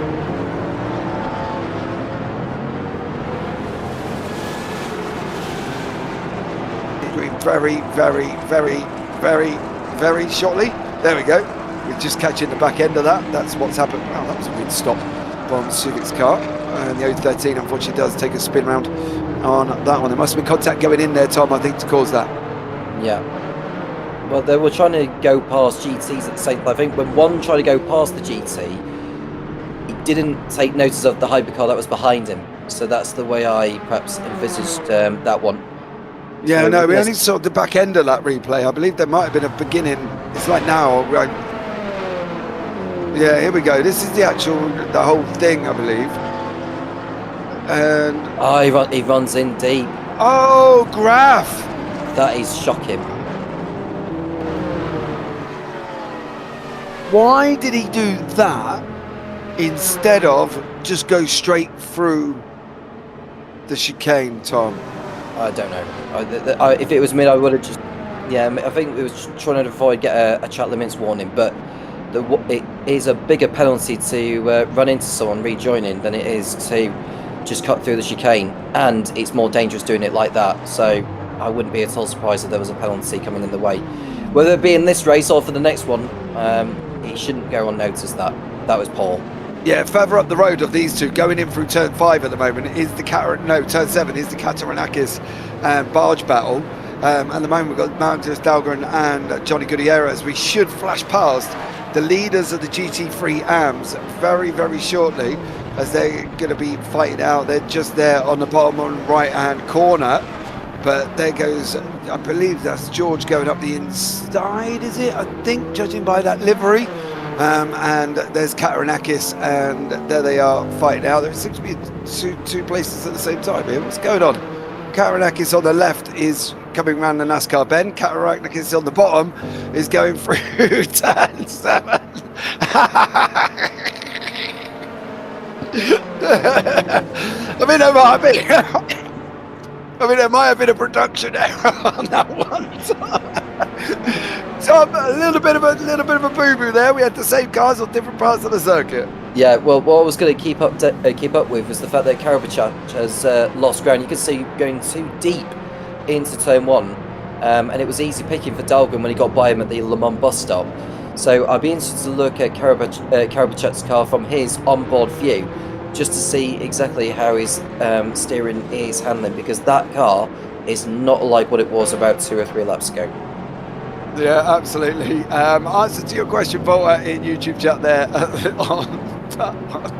As this goes battering out, Dahlgren and Karabachak leading down into turn 6 and then into 7 as he's battling away in the pros. We got Gutierrez tucked in. He's in 5th place. Karabachak in front of him. Dahlgren's chasing down Kesby. Dahlgren's probably what's he got? 1.3 seconds ahead of Karabachak. Karabajak's got 0.3, so he's 1.6 ahead of 4th and 5th at the moment. As we look back from Karabajak's car, that's Dahlgren diving. Did he? Nope, he didn't. I thought he was. Yeah, Gutierrez. Sorry, well done, Tom. Yes, it is Gutierrez. I thought he was coming at us on that one. This is the interesting thing, I think, with races like this, Tom. We have that quick little spurt at the beginning, and then we have sort of a little bit of a quiet period normally, and then we have a spurt at the end. We haven't really had that quiet spurt here at the moment. No, not quite yet, but we're just looking at Gutierrez, who's got a great run on Karabachak towards number 1. I know whether Karabachak has easing off with the fuel there. That was too easy an overtake, which Karabachak has let Gutierrez go on by. Yeah, I don't think there's much of a worry if the car's coming at you this early on, to be honest. They've still got an hour and 26 minutes to go, and as these guys continue to fight out there, great running from all of these guys. Barge and Kataranakis have now spread. Holden, I knew if Holden could get a clear run on Kirby, down to 2.8 seconds at the moment, Tom. So Holden really dragging that Lamborghini forward. Yeah, well, at least he's able to maintain the margin between himself and Kirby, who are not, I wouldn't say running away with it, because you could see that Tammy Yuns and McQuarrie now in 5th place in the LMGT3. So he's continuing to impress so far in this one. I know there's the pit stop cycle, which is going on as we speak, or about to, considering we're approaching the end of the first hour of this 2.4 hours of Daytona, the first round of the VWSC Modern Championship for 2026. And from our understanding is that Kesby is closing on lane, JP. You can see the gap coming down to 7.6, now 7.3 and 7.1. Yeah, I don't know what's going on with Lane. Is he stuck in traffic? I don't know. The problem is it's been the same as most of the battles at the front. I've seen Kirby and Holden, as I just said, they were down at 2.5, they're now back out to 3.8. Barge and Kataranakis down at 0.2, they're now back out, well, 1.6, 1.4. Kesby and Lane are going down 7.4, it goes back out to 8. George at the moment, he's driving around chilled out in that hypercar. He's 9 seconds now ahead of Chabot. So I think, to be honest, Tom, with all the traffic that's been taking shape and all the little bits of niggly-igglies and iggly-pigglies that we've had going on at the moment, with a little bit of the wigglies from some of these drivers, I wouldn't really worry too much about where they are at the moment. I'd probably worry about where they are in the last 5 minutes.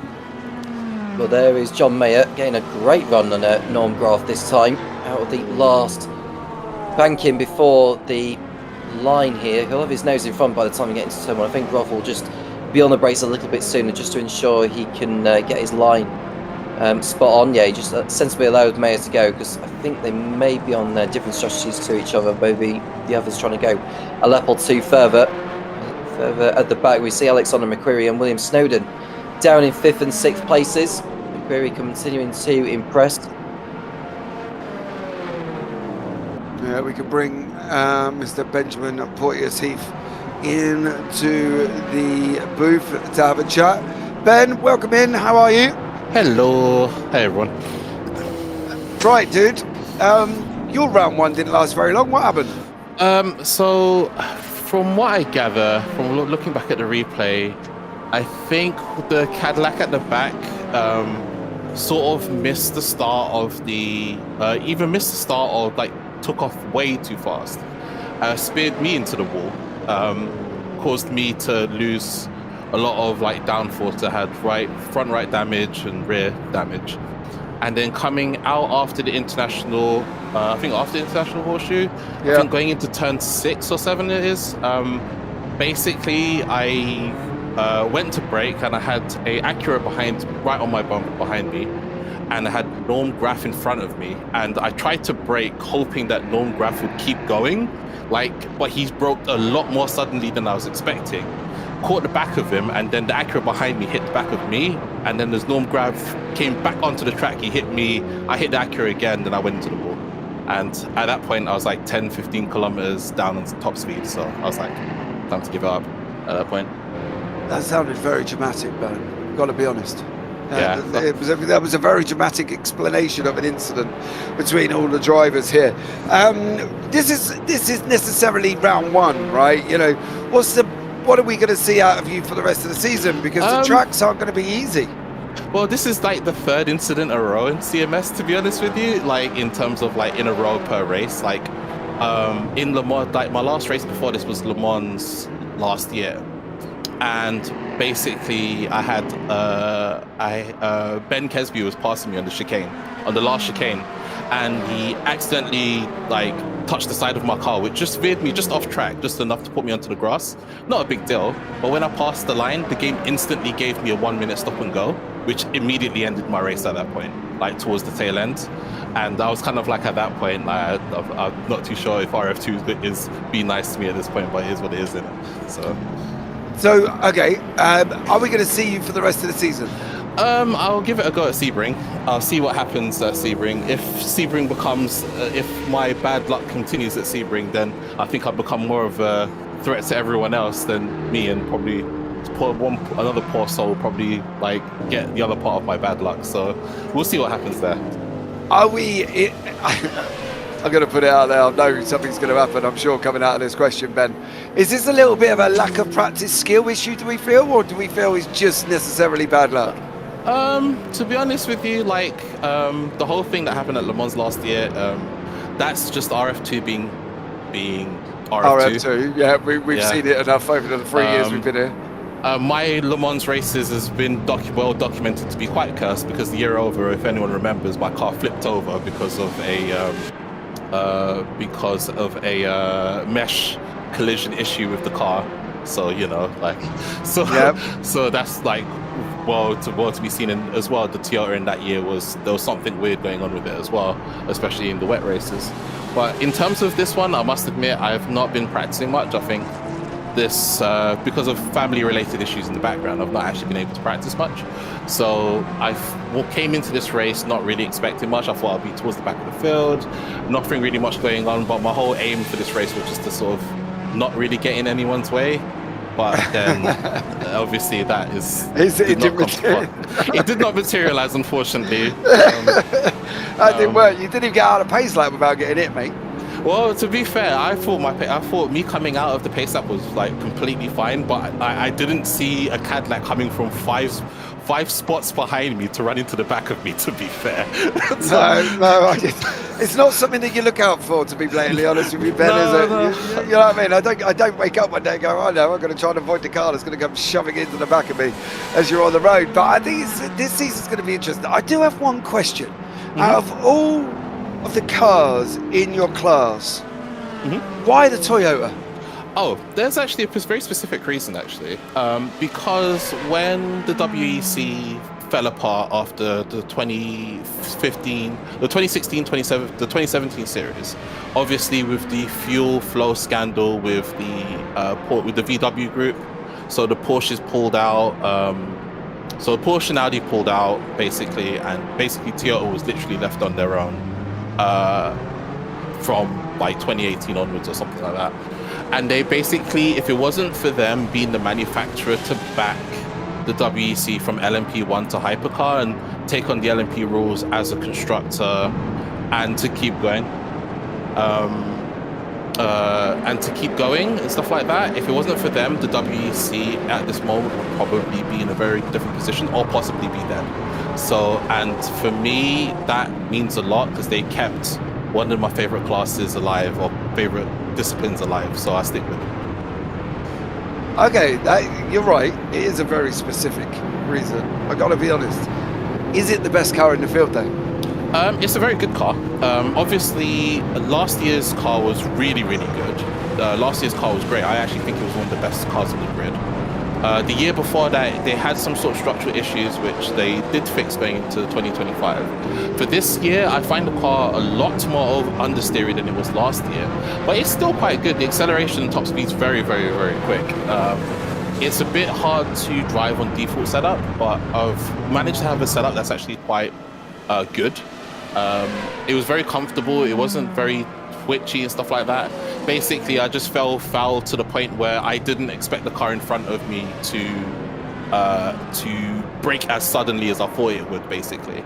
And I was sort of like wary of the car behind me, and I was like, if I slam the brakes now, I'm going to fly into this car regardless of what I'm going to do anyway. So it is what it is. But like, yeah, it's hopefully for Sebring is another track I've been practicing, not necessarily on this game, but on others. And I think I'm better suited for Sebring this year than I was for Sebring last year. So. Okay, but RF is completely different to other simulators. And it's not that different. Like, it's also like, I'll put it this way, like if I managed to get my feet into RF2 relatively easily because Gran Turismo 7 got me the start and they didn't feel too different. I know that's going to be controversial to a lot of people, but yeah, it didn't feel too different. And it's like, well, it's even because of on GT7 you have to play most of the time with traction control off, and traction control is very, very harsh in that game in terms of what it does. I was like, it sort of sets you up for it. So I don't think games are that too different apart depending on. I think it's more in the class of car which changes how much you approach it. All right, final question from me then, because you've mentioned it 3 times. Are you playing a game or are you driving a simulator? For me, I am playing a game. On that bombshell, we're going to say goodbye to Benjamin Poyer's Heath. All DMs go right at Benjamin for that one. Ben, thank you so much, buddy, for joining us. Anyone you want to shout him out before we let you go? Shout outs to the Storm to Storm Gang Simulations, because they do amazing stuff. Follow their Patreon all the time because they always do such great work, and I really appreciate the stuff that they do. Shout outs to George that runs George and the other guys at the CMS that run this league, because they do a lot of unthankful work. And to be honest with you, people really don't understand how much hard work goes into it. Shout outs to Scar Pope, because he helped me with a lot of my setups last year, and I can't say how grateful I am to his work. And shout outs to the broadcasting team, because the broadcasting team do a lot of unthankful work, and like, it's a very hard job.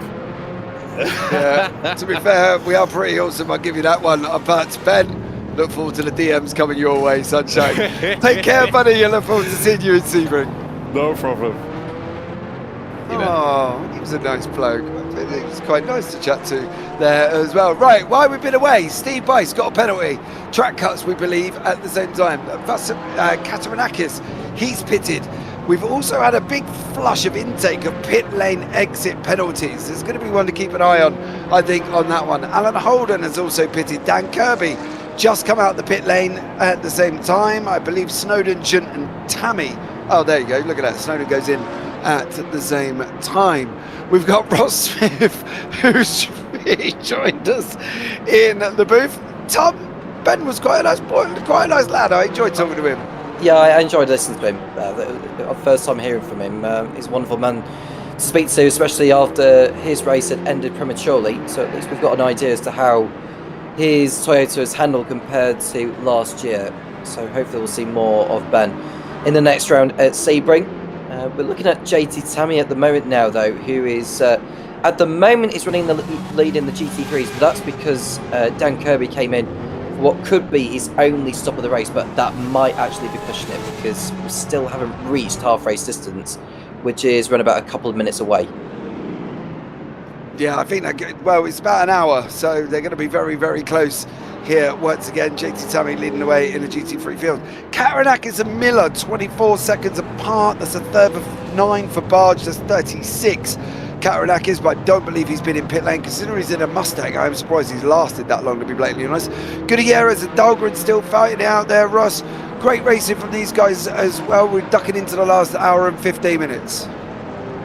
Yeah, this has been a great fight, and we saw that, as they were going up through the field, as Benjamin Porteous was talking during his little interview there, that they were just wheel to wheel, and they have not been separated at all since that time. So they are really matched for pace, and it's going to be interesting to see how much the pit cycle can pull them apart. But if they keep duking it out like this all the way to the end, it's going to be really great for at least for us anyway to watch how they pull this one to the finish. We're coming up to the bus stop chicane now as well, which is where Gutierrez and Dahlgren had collided at earlier on in the race. Luckily they got through that time despite the traffic ahead of them. So we're right on, and see there's going to be a move here. Yeah, it's a weird one, Tom. Not sure what's going on up there. Well, I thought we were looking at Dahlgren, which I think we are. Yeah, it's just gone through that back marker there, and I think that has to be Gutierrez in front of it. It is. That's the kind of. Yes. Oh, he just nearly. Run. Close. That was a close one for sure. Towards the International Horseshoe, there is another hypercar up ahead. We'll find out who it is in a moment, but either way, that one gets out of the way of these two coming through. So it is intensifying as we are about to reach half race distance, or halfway through the time, and JT Tammy is in the pit lane from the temporary lead in the GT3s, which hands the lead over to David Yunt now, who has yet to stop. But he has got Dan Kirby, who's over a minute behind, but realistically Yunt is not expected to be leading this one. Having said that, given that we are now at half race distance, there is a chance that he can fuel that car to the end and push Kirby and Holden into fuel saving. Yep.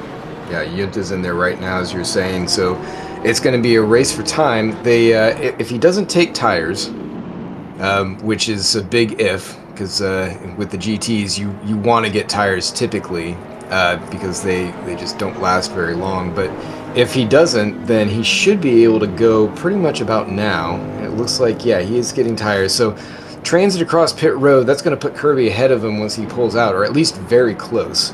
And then it's going to be a question of Tammy. And of course, Yunt and Tammy have a lot of history coming from last year, and I think even the year before, where they were just, nose to tail. They'd had some run-ins together, and they've both switched cars going into this one, Tom. So I'm just kind of curious to see how they actually end up, if they're going to be right next to each other like they have been in the past, or if one of them finds a little bit more connection with their car and is able to pull away. Dahlgren's passed Gutierrez then for third position in the hypercar class. This is going to be a replay of something that has occurred whilst we're watching. This is the overtake of Dahlgren on Gutierrez on the straightaway. I think it's been coming all along, to be honest with you.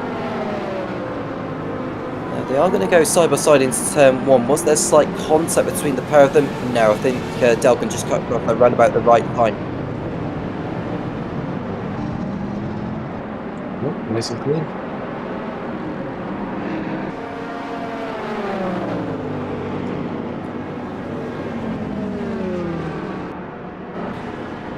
Alan Holden, who we've been speaking about in the Lamborghini, has had a moment of his own. And is that Stephen Miller is just coming up behind there, who's in the GT3 house? He forced him to play a tight line, and he ran over the curbs heavily. Yeah, in real life, those gators, as they sometimes call them, that they're very harsh. Yeah, we're receiving a lot of penalty notices for the drivers. The latest being David Yunt. As he exited the pit lane, I would assume that will be for speeding in the pit lane. So that will cost David Yunt quite dearly, and that's a huge shame because he could have been potentially in the running for the race win a little bit later.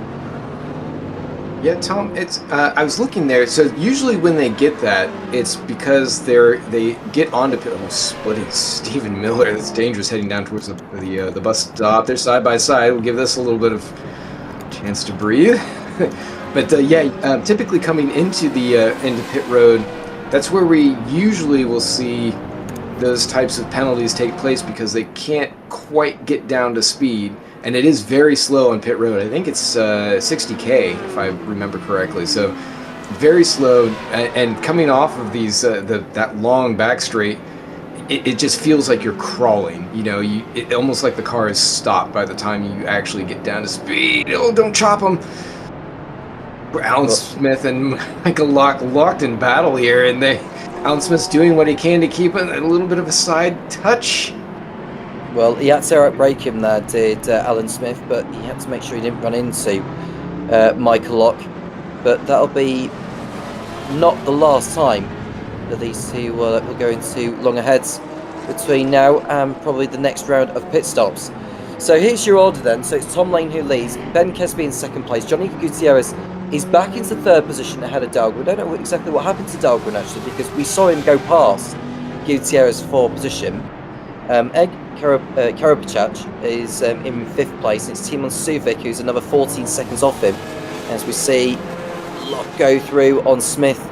This is for ninth position, both overall and in class.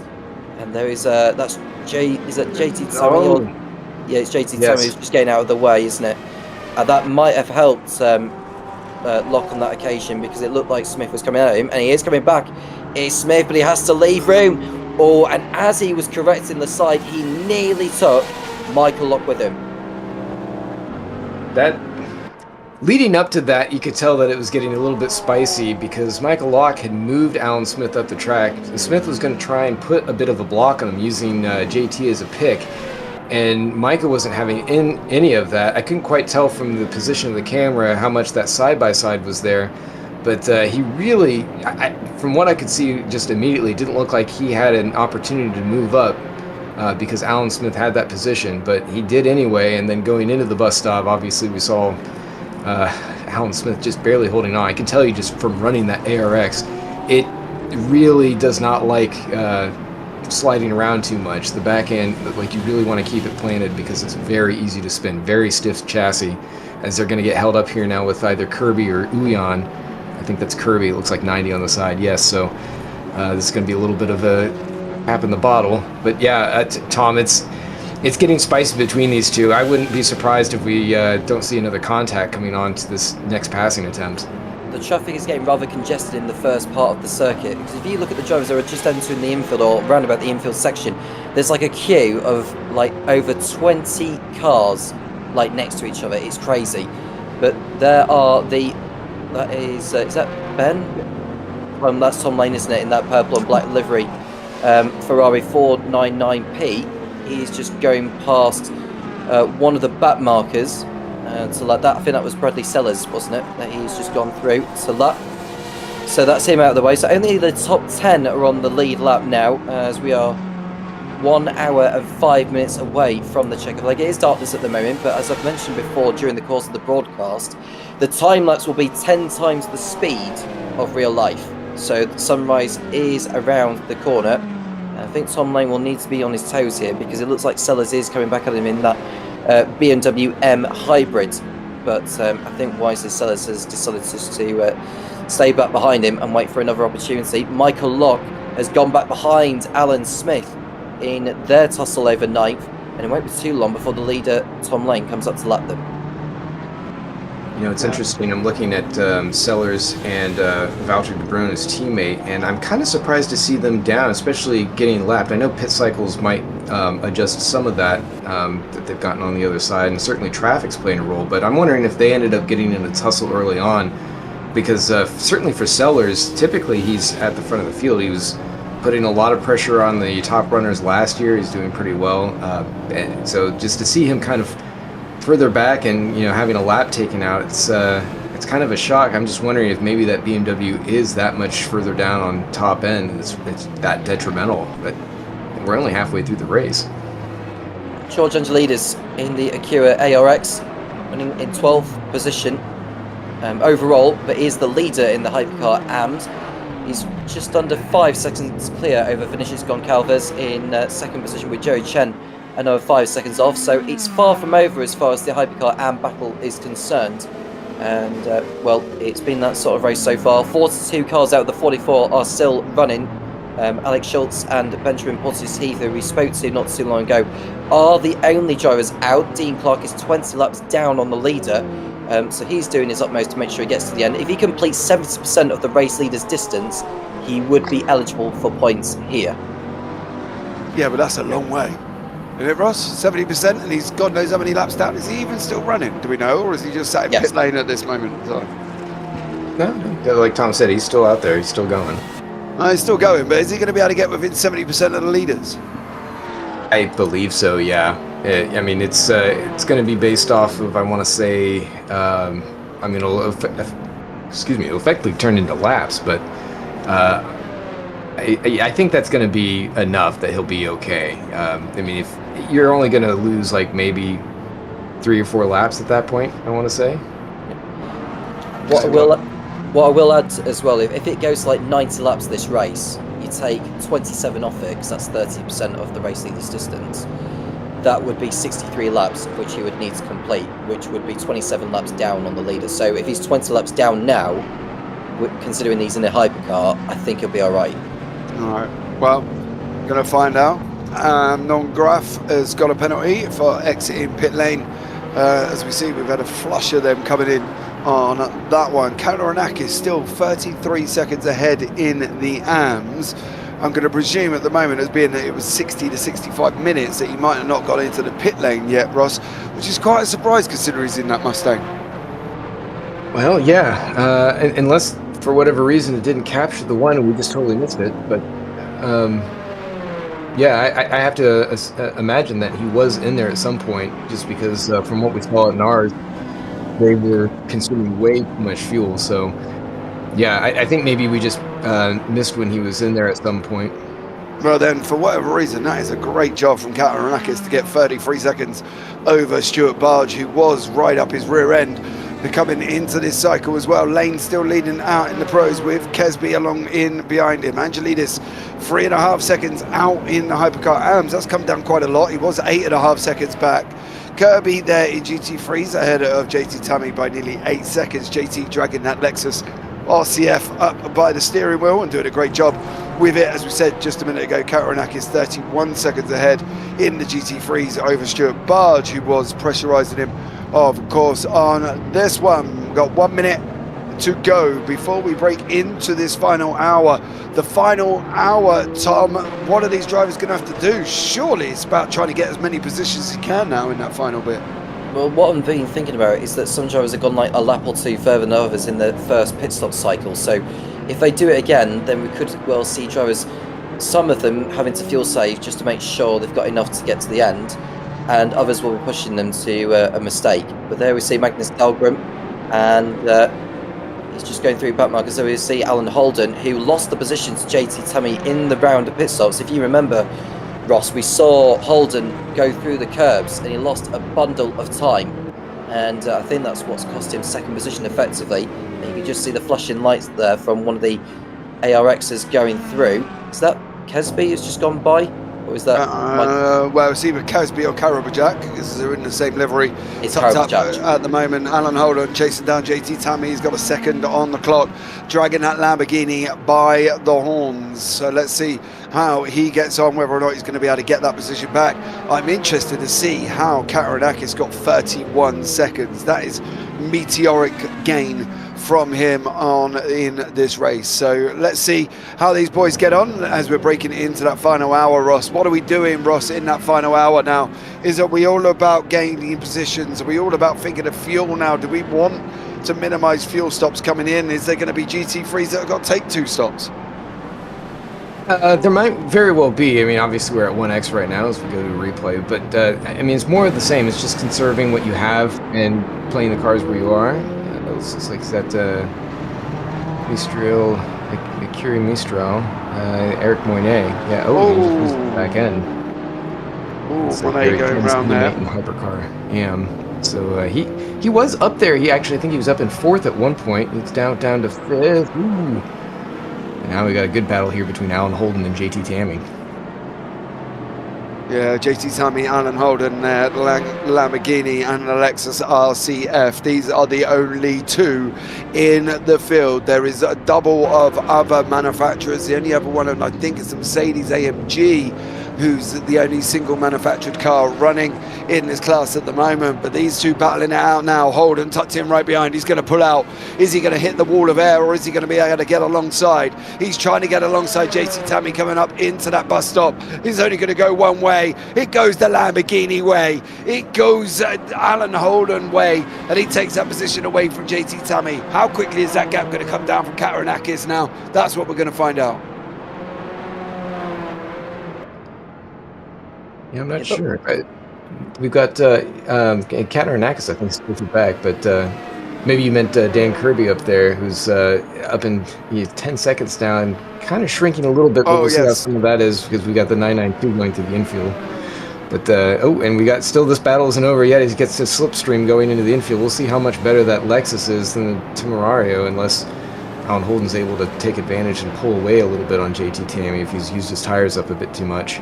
Yeah, my mistake on that one. It was closing down on Kirby, not Karanakis. That's got Budge, who has overtaken Miller. That's got a 30-second gap to close up here. But Alan Holden in that Lamborghini gets a little bit of a gap on JT Tammy on that infield through turns 2 and 3. Now it's through the sweeper of 4 at the moment. Holden trying to open up as much of a gap as he can. Is the draft, though, Tom, going to keep JT tucked in behind him? Potentially, but it looks like the Lamborghini's got extra top speed by the way he went by the Lexus last time around. But you can see one of the hypercars that's just coming up the inside there. Is that one of the Toyotas as well? Boyce as well, the highest of the 3 Boyces in the field, because there are 3. Yeah, Matt Bice 7 laps down, still running there in the group of the cars. Dean Leclerc still running in that Cadillac as well. There's a couple of people really putting the effort in to keep their car on the circuit. Surely though, Ross, more times that they can do, let me rephrase that, more laps that they can do, the better they'll be out on the racetrack later on. Yeah, exactly right. And it's the same kind of thing that you see in real life anytime that a team starts to just backpedal in a particular race due to one reason or another. They'll take advantage of that time. They'll make sure that they get whatever data that they can out of it. They'll continue to run the car. And if they're on a team, certainly anybody... Ege getting a little bit loose there. But anything that you can do to help your teammate out, maybe not as much as we saw maybe some certain GT BMWs a year or so ago when they were holding up the Corvette drivers. But, as long as you're not doing anything as nefarious as that, you still have a card to play, for sure, in your team battles. And certainly getting any kind of seat time, learning what to do with the car, assuming it's not too damaged or anything or running off of a pace that you'd normally be able to do. Everything helps. I mean, you're already in the car, you might as well just enjoy the rest of the race. Maybe get to learn the way that some of these other drivers are around you, whether they're in your class or not, just to get an idea as you go into the next rounds what you can do to improve your race there. And I believe that's where track time is important, and I think that's the thing at the moment as we're looking at George Angelidis has got Vinicius Concalves closing in there. Sorry, my teeth just come loose for a minute. I have to go and refresh the denture cream. As you can see, the pit lane in the bottom right hand corner there. As a beautiful shot of the pit lane as these cars go sweeping around the corner. I'm sure that will change to something more exciting going on as we go through here. But these two is nicely battling it out on that one, Tom. It's going to be an interesting final hour for sure.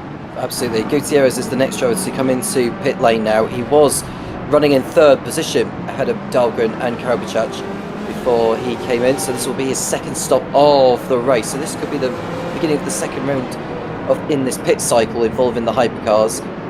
John Mayer has also come in the hypercar AMS. He's been running respectively well in this one, in the first race of the season.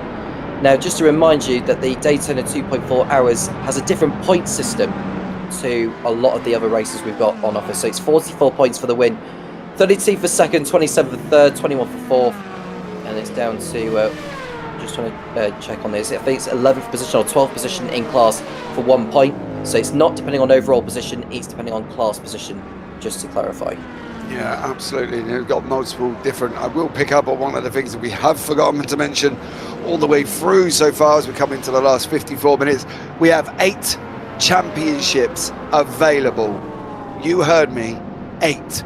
Team Championship Hypercar, Team Championship Hypercar AM, Team Championship GT3, Team Championship GT3 AMS, that's 4. Then we've got the Drivers' Championships are the same, Hypercar, Hypercar AM, GT3, GT3 AMS. So there's 8 championships up for grabs.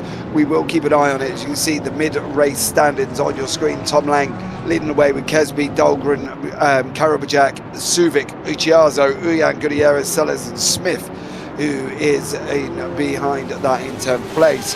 Paulbert Reyes, Vuva de Bruin, Ben Borman, Gilles Lalonde, Michael Locke, Brian Hall and Riley Koenig still rounding out the 17 Hypercar Pros. In the AMS, Jerry Chen, Zachary Chavot, Vinicius Concalves, George Angelidis is in 4th now. Then Bice, Meyer, Bice and Graf and Bice, 3 Bices in the top 10. Great run from Mike, Stephen and Matthew, with Dean Clark and Paul Yassif, as we know, we spoke to him earlier on, DNF'd. In the LMGT3 Pros, Dan Kirby out in front with Holden in behind him and JT Tammy. They've not been very far apart at all throughout this race. William Snowden, Alexander McQuarrie, Simon Kingsbury, David Junt, Uyan, Fowler and Schultz, who's DNF'd, round out the 10 in the Pros. In the AMS, currently is Katarinakis out in front with Stuart Barge, Stephen Miller, Daryl Kruger and Christian Dauger rounded out that one. Katarinakis still has got a meteoric gap in that class, so that is absolutely an amazing job from him. Let's get back to the racing. 52 minutes on the clock, and you can see I believe that was Tom Lane in the pits we were just looking at. I believe that's Karabachak clearing one of the back markers currently on the screen. Oh, it's Kesby clearing back markers on the screen. Dahlgren in second, then Karabachak, Tom Lane in pit lane, irony, Suvic, Ichiazo, Uyan, Gutierrez and Sellers on that one. So let's see how this all materialises. Gaps materialising now, Tom, but is this part of the F1's where we see these gaps appear and then they close at the end. Yeah, possibly. I just saw, I think it was Alan Smith that went through the alternate configuration towards where the horseshoes are, just to stay out of the way of the traffic that's coming through. But I think with Ben Kesby now, he's got to get on with it. He's got to try and take his Ferrari as far as he can before he pits him. That way it helps with tyre life in the run into this race. But he's going to have a mountain to climb, I think, if he is to snatch victory away from Tom Lane, because Lane had a very comfortable margin over Kesby before the second round of pit stops had arrived. Yes, and that is the problem. Tom Lane in pit lane again, so that should be his second stop. We've got a replay coming up here of Katarinakis, who is just been passed by one of the hypercars. He's gone and it's carried on going. Didn't like the bus stop there. Ross thought he was going to really jeopardise his laps, but I don't think that's going to do any better.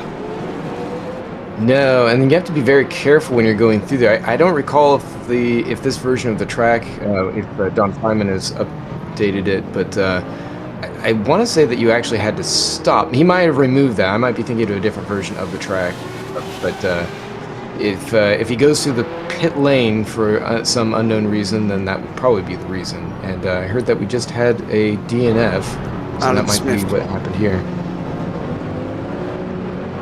Alan Smith DNFing.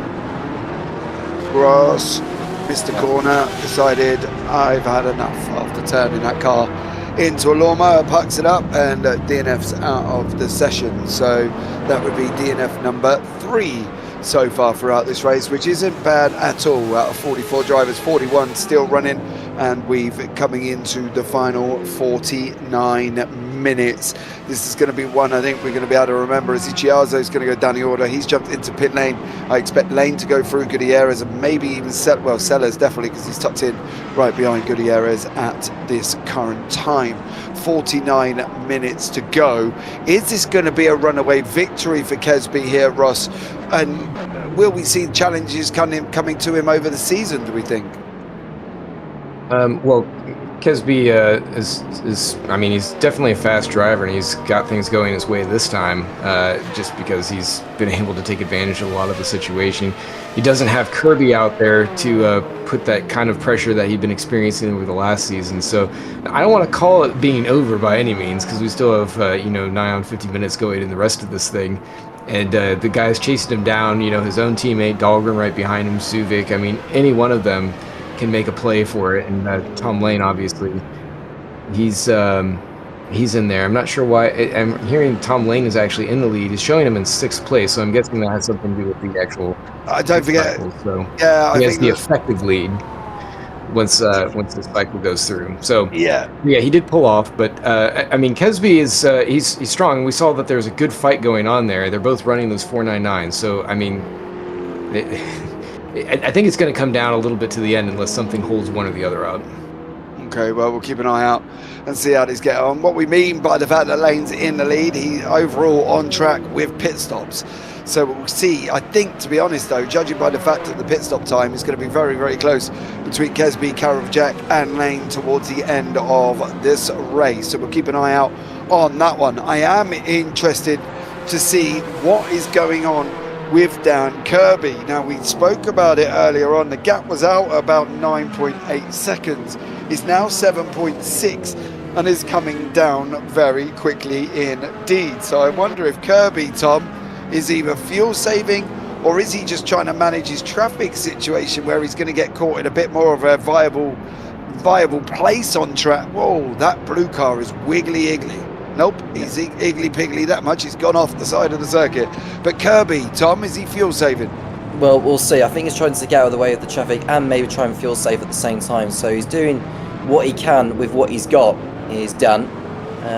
But just looking at Ben Kesby's making his way through the traffic, because he got past around about 5 or 6 cars after the bus stop chicane, and around the horseshoe he comes again. Who's he got next to get by? It's another one of the hypercars which he'll want to navigate through.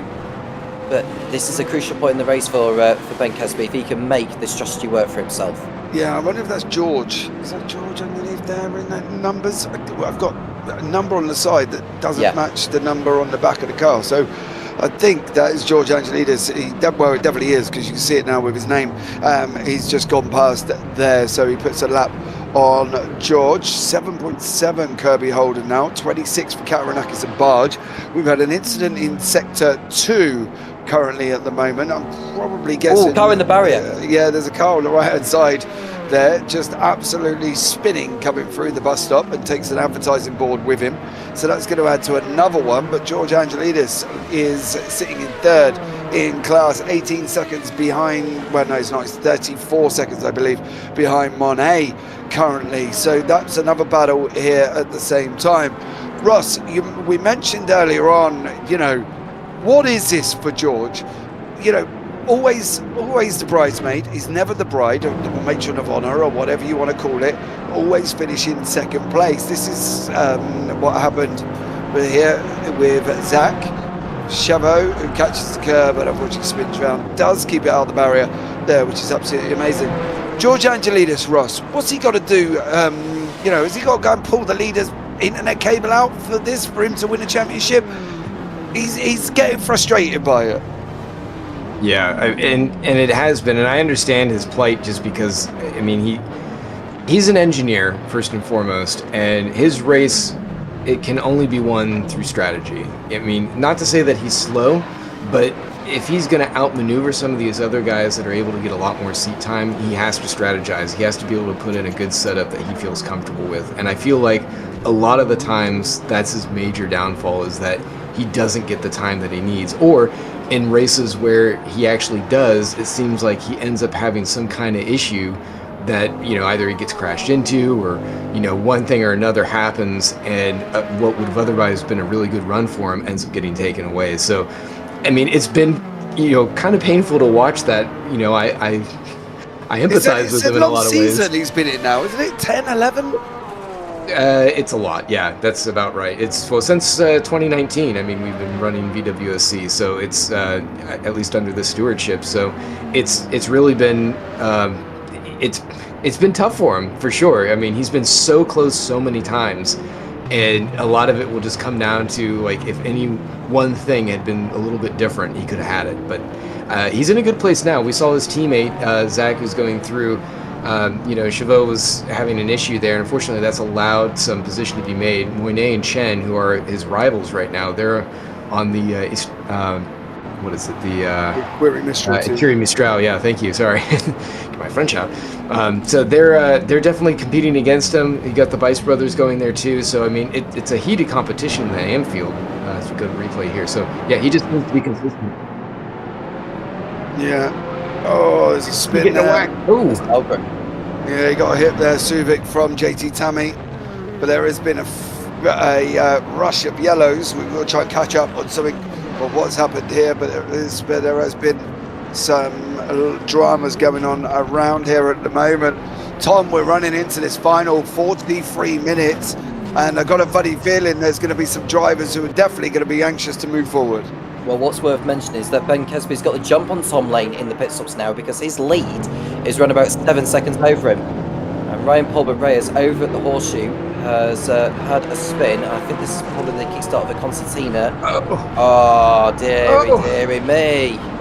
Well, that's what slowed George down. Wow. And the rest of them. Wow. That was a 4-car pileup involved in that one. Paulbert Reyes started it off, and then it looked like nobody else reacted in behind it there, Ross. Where's that one going for the steward's booth? That's tough to say. It's a really difficult corner to come around and get position on, just because as you're going through that radius, you're looking ahead, you're looking towards the apex. And so if there's a car that's going, if they're sliding out, it's sometimes hard to pick that up unless you've got good eyes on them. And I think for some of those who are just behind, they might have been blindsided to it. So, yeah, Kesby's Tom picked up earlier on that Kesby has jumped Lane in the pit there. Kesby is 20 seconds pit. There they are. My God, 20 seconds quicker than Lane in pit stops. Ross, can Kesby get to the end? What does that mean for the fact of what Kesby's done? Is that tyres that he didn't take? I think they might have been kind of close anyway. Certainly, if there wasn't anything happening, or if there was something happening with the tires there, that could have created that difference. But just judging by the way that their stints were going, it looked like that gap was going to end up closing down. So I think this might be a strategy play between him and Tom Lane. So we'll see how this plays out. Certainly, if that gap closes up rapidly, we'll know for sure. But I think Kesby's just kind of throwing it at the wall. You know, being all-wheel drive, he might be able to use his tires a little bit more efficiently. I hadn't checked yet to see if he's running hards. I don't think he is. I think that's Suvic is the only one in the pro class, pro drivers besides Ben Foreman. So yeah, I think those are the only two that we're putting on hards and taking that gamble. So you don't really need them too much if you're able to hold on to it, but they definitely make a difference if you can. We'll see how these guys get on breaking into the final 40 minutes. Everybody fairly spread amongst classes currently. Tom, here we're looking at this sort of driving around on your own almost from these guys as they continue to get the car to the end. Is that what we're seeing now, Tom? Do you think these drivers just trying to get this car to the end? I would say so. As the sun breaks through, so track temperature will soon enough be picking up. How is this going to affect things, Ross, with the track temperature, increasing gradually? Now that the drivers have got used to these machines now, compared to what we saw at the beginning of the race when we began at daylight. It'll have a bit of an impact. I mean, at this point, just depending if they've changed tires or not, that will have the bigger impact for sure. But I don't think it'll change things too terribly much. The track's rubbered in at this point. It's getting close to the end. If it were a longer race, I'd say it'd probably have more of an effect. But I think just the way that the drivers have played things out at this point, it's going to be kind of what it is. So whatever they've kind of set up for this last stint, that's kind of what they're going with. So we'll see if, in particular with Lane, if he's able to close this down, if Angelidis is able to make much of what strategies happened with Chen up here. And it's of course the GTs, they're going to be the most affected, I want to say, just because those tires degrade quite a bit more rapidly. Let's be going past back markers there. There is Jerry Chen leading the way in the Hypercar AMS. Lane's got that gap down to 5.5 seconds. That happened. Kesby going into turn number 1. He got caught behind traffic, and that time come from 7.7 to 5.5 very quickly, and it's now managing itself once again. Angelidis in behind Chen by 22.5 seconds. Kirby Holden, the gap's come down to 6.9. You see it on the left falling at this moment as we speak, so whether or not that's traffic related. Katranakis and Barge down to 27.8 seconds now rather than the 35 it was, but we did see Katranakis taking an alternate route through the bus stop. We're just getting into the pit stop cycles. Jerry Chen was 72 at 24 seconds on for George Angelidis, puts it at about 96 to 99 seconds of George's pit stop. So that was a massive 20-second drop there, as was Kesby and Lane. It seems to be that the guys losing the Hypercar Pro and AM leads are due to pit stops. Can we have a look at the Katranakis barge situation to see if that's also the cause of the issue? Because the only class that really has been separated by not a lot all the way through is the Kirby and Holden situation. You can see Kirby is not in the pits and has not been in the pits for 1 hour and 1 minute and 49 seconds. We'll give that a bit of a kick, as there he goes. It manages itself back to 7.1. Seems to be, though, Tom, pit stops playing a massive part in the Hypercar AMS, Hypercar Pros, and also the LMGT3 AMS, I would say. Yeah, well, if anything's to go by with the Hypercar pit cycle, where Kesby was able to stay out longer and complete that overcut on Lane, then it's no wonder we're seeing changes in the field. Although Jerry Chen, I would say, has had it all under control where he is in the Hypercar AMS. In the LMGT3s, I mean, Dan Kirby, it's not a convincing lead over Alan Holden, but it's a commanding one. I think, despite the fact that he's having to get out of the way of the leaders, he's coped very, very well. With this being a relatively newer experience compared to what we saw from him in the Hypercars last year. What's the difference between commanding and convincing then? Because surely if he's commanding it, he's convinced, isn't he? If it's commanding, it means he's basically being in control of the gap. So the gap is not like it's increasing or decreasing. It's just he's been able to manage it. Convincing is leading out by such a long way. So like 20 seconds or 30 seconds. That's more like convincing Well compared done. to Martin. Well done. Stephen Miller going round in the wall. I don't know who that hypercar was. I got a funny feeling that may have had something to do with it. So whether or not there was contact between the two that pushed poor old Stephen Miller out on that one. We just had a beautiful picture of the sunrise taking place in Daytona at the moment, as Lane and Kesby down to 3.5 seconds. That has dropped 2 seconds within the space of a short period of time. Jerry Chen here in the 66 Securi Mistral Porsche. Miller carrying on after this incident that he had. Whoa, where's he going? Where's he Pulled to going? the side. No, he's coming back on. He's coming back on. No, he's not. He's damaged. His car is hurting. I think he bent some kind of steer rod or something off of that. Yeah, you can tell. Yeah, it's hurt. Stephen Miller's car is broke. Oh, not that one, unfortunately for him. But yeah, it's one of the things we said about trying to get the car to the end with 35 minutes to go, and unfortunately, it doesn't look like Stephen Miller's going to be able to do that, Tom. Well, he's continuing on his way around, but he's got to stay out of the way of the traffic that's coming through. I'd just say, stay off the racetrack now. Just stick to the runoff areas and the hard shoulder as well, which is the Nice. on the other side of the yellow line. There's your damage. Down James. onto the apron. We need for Stephen Miller. He's managed to get back to pit lane, so that's amazing for him. Lane and Kesby gap down to 2.6 seconds. I wonder if Lane's managing traffic better than Kesby is. Holden Kirby, 6.9 seconds. So that's coming down. Katarinakis Barge down to 19 seconds. That's also come down a heck of a lot. The only one at the moment is stabilising is the Kirby Holden, who hasn't dropped below 7 seconds as of yet either. So gaps peering seconds coming down. Ross here between a couple of the classes. How close are these second places going to get though when it comes to the end of the race? No, but I think Tom might have been right about the tire play between Kesby and Lane. Lane might have tires on him at this point, and Kesby's just hoping to run the clock out. But I mean, if he keeps closing like that, Kesby's going to need a miracle or some serious traffic to get in the way to be able to hold him off for another half an hour. Yep, that's always going to be a thanks, Ross. Pointed out on that one. I think you're right though. I think Kesby's going to rely on backmarker traffic if he can. There is riding on board with Tom Lane. That is Kesby in front of us. There, the tyre almost looks flat at some point on the track there. Graphical more than the fact that it is run flat. So there we go, 1.5 seconds. Kesby's really struggling in turn number 1. Lane's coming in behind him. He is closing up, is Tom Lane. He's going to go through the right-hander now, coming out for Ben Kesby. He's got to nail this if he can. 1.3 seconds, back markers in front. Kesby's praying that he gets there quicker than Lane gets to him. He needs them back markers, Tom. He wants them back markers because he's got to get a buffer over Lane somehow.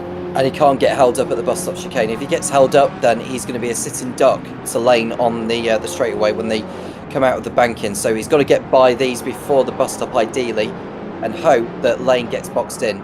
We shall see. But I think both of them are going to get through these couple of GT3s before they get round. Although Lane's a little bit further back, isn't he? He'll go by them. Yeah, it'll go by them anyway. It'll close up at such a rate. Unless this Porsche holds him up going into the chicane. No. Now, 0.8 seconds. It's come down again. That's really, really bizarre way of losing time, Ross, on the straightaway. I'm gathering both cars were using the back markers, but 4 temps coming out of the bus stop and going on the run through the rest of the NASCAR corners.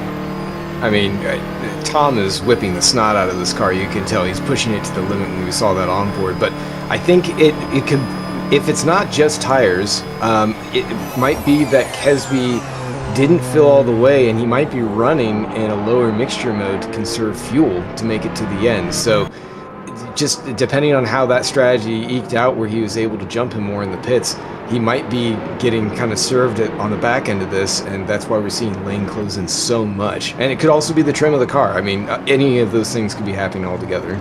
Yeah, Kirby down in the bottom right. Carl's jumped in YouTube chat. Hello, mate. Hope you're well here as we've got this fight materializing in the Hypercar Pros. Tom Lane and Ben Kesby.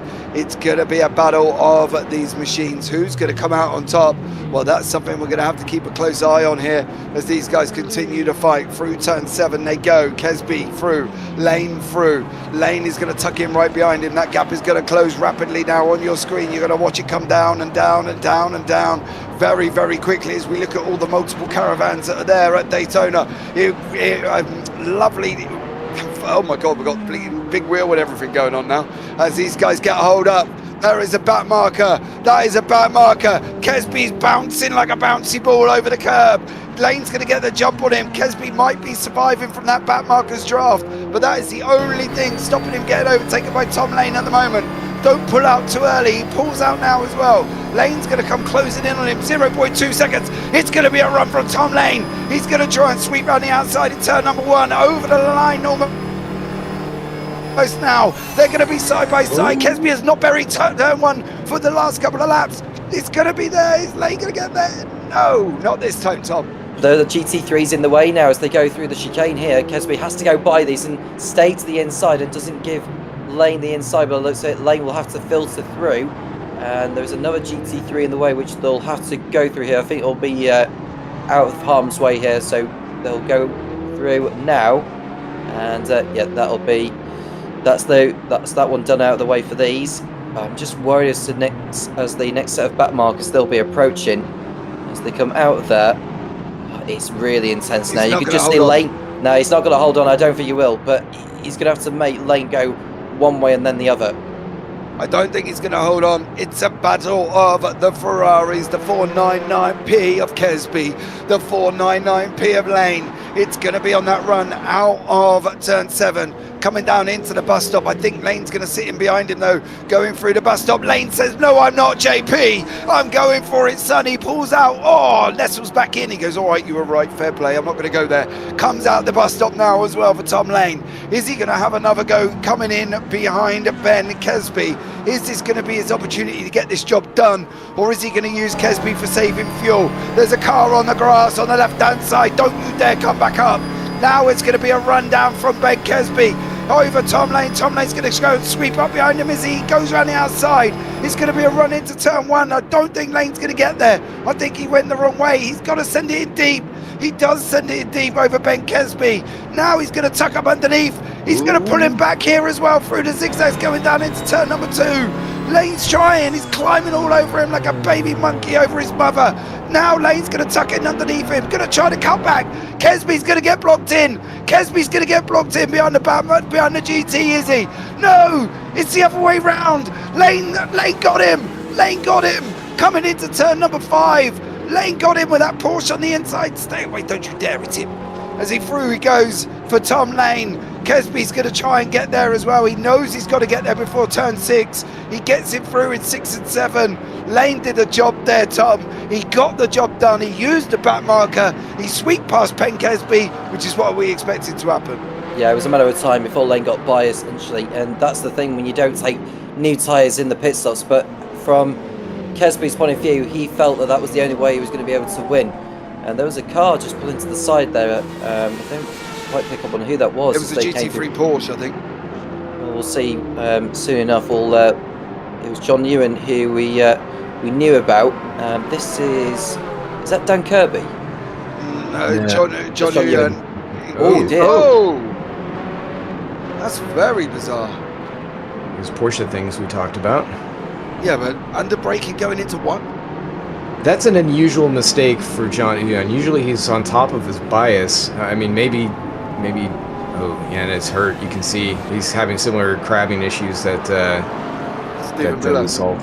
Yeah, and this is a little further up the road. Yeah, he's really struggling. That's going to be hard getting all the way back. I think he's been not having as much of a good time when that 992 as Kirby has, his teammate. Yeah, there he goes again, coming in through the bus stop. Bear in YouTube chat, run Lane, run! He's put there as well. Giving clear instructions to Tom Lane as he tries to run away from Ben Kesby, 2.3 seconds back. We've got Alan Smith in the waiting room. Alan, welcome in, dear sir. How are you? I'm well, considering. Yeah, DNF'd in the hypercar there, dear sir. What happened? Well, I missed my pit box. I just lost track and ended up running out of fuel, which is not the way. Not the way you want it See, to go. now I wouldn't have come on an international broadcast like this one that's going out to millions and millions of viewers across the world, Alan, and admitted that you can't manage your fuel properly, dear sir. The funny thing was, I had gone for the box the lap before. I was thinking about doing it the lap before, and I was like, no, I need to push this because otherwise we're going to have to stop again. And then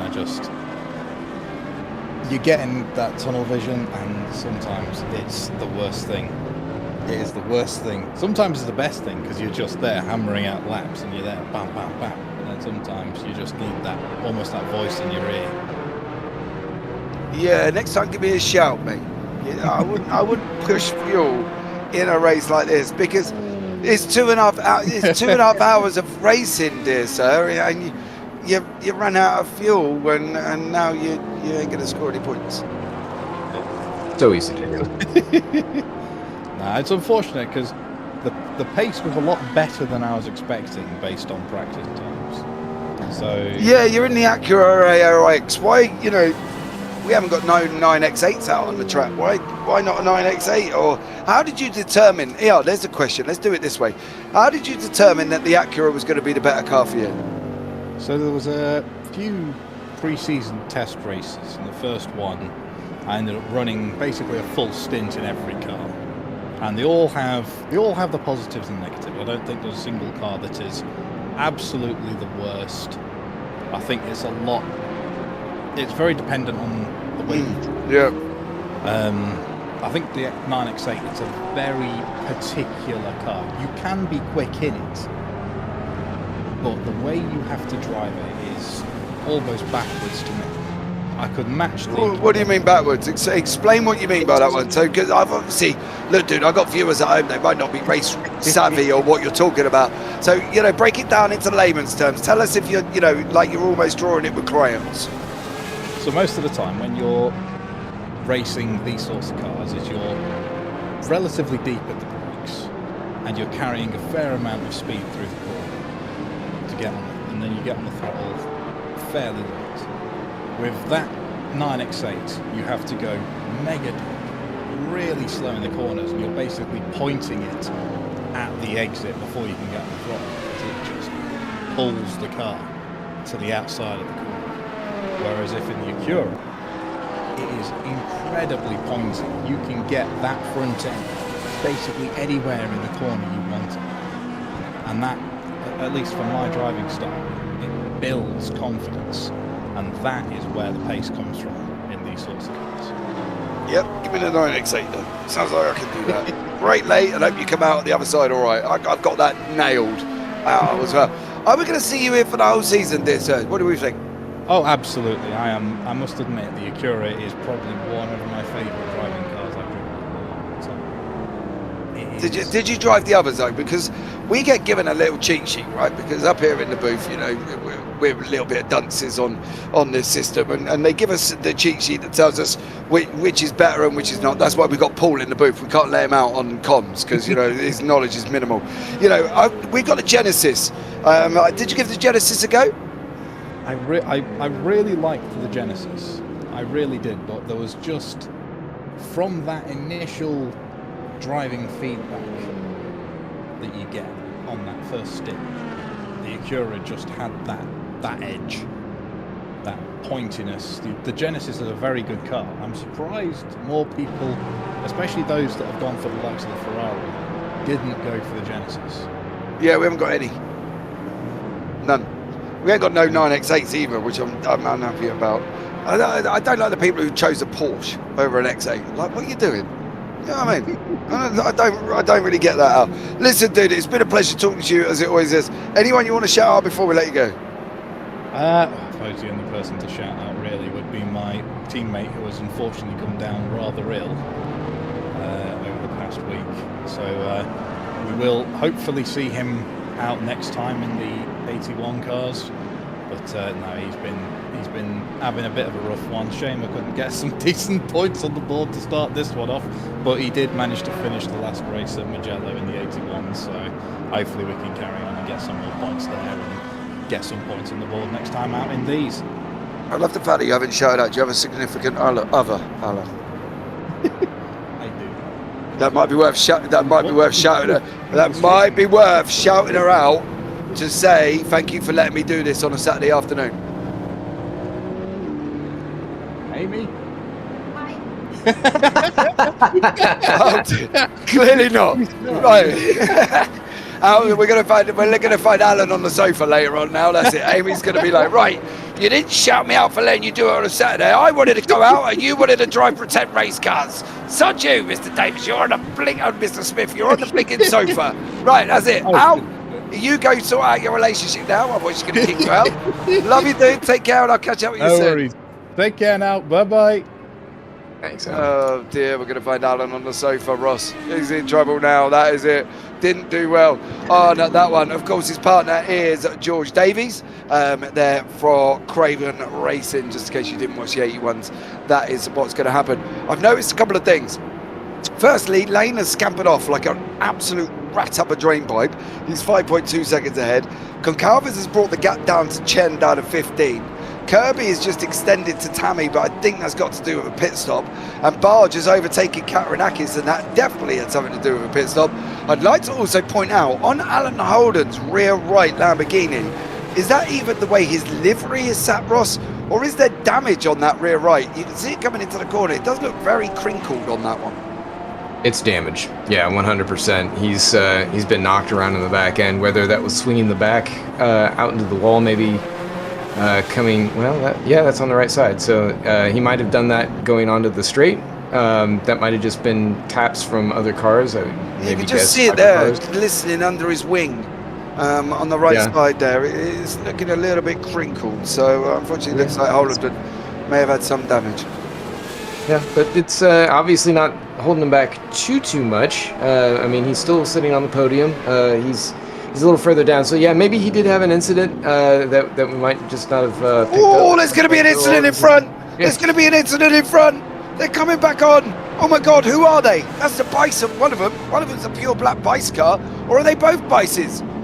Yeah, Bice on the outside, either Suvic or Dahlgren on the outside. Yeah, they're running up the wall there. One of the Bices, I'm not quite sure which one it was on that one. But yeah, there was definitely Bice of some sort going on, recognisable by the livery. They look like they were having a right little ding-dong, and they still are, as they're going down into turn number one, as we're still looking at Alan Holden here as well. So we will get that changed over very, very shortly with 18.5 minutes to go. And on this one, it's going to be very, very interesting now. Is Kesby going to get Lane, do we think, Tom? No, I don't think so. I think Lane, it goes back to what I was saying earlier, when you build out a margin and it stagnates, that confirms to me that the leader is commanding the gap. He's not leading it convincingly, he's commanding the margin over his nearest competitor, which is a very sensible thing to do at this stage in the race, because now that he's in front and he's got the tyres to go to the end on, he just needs to look after the car, and that's it.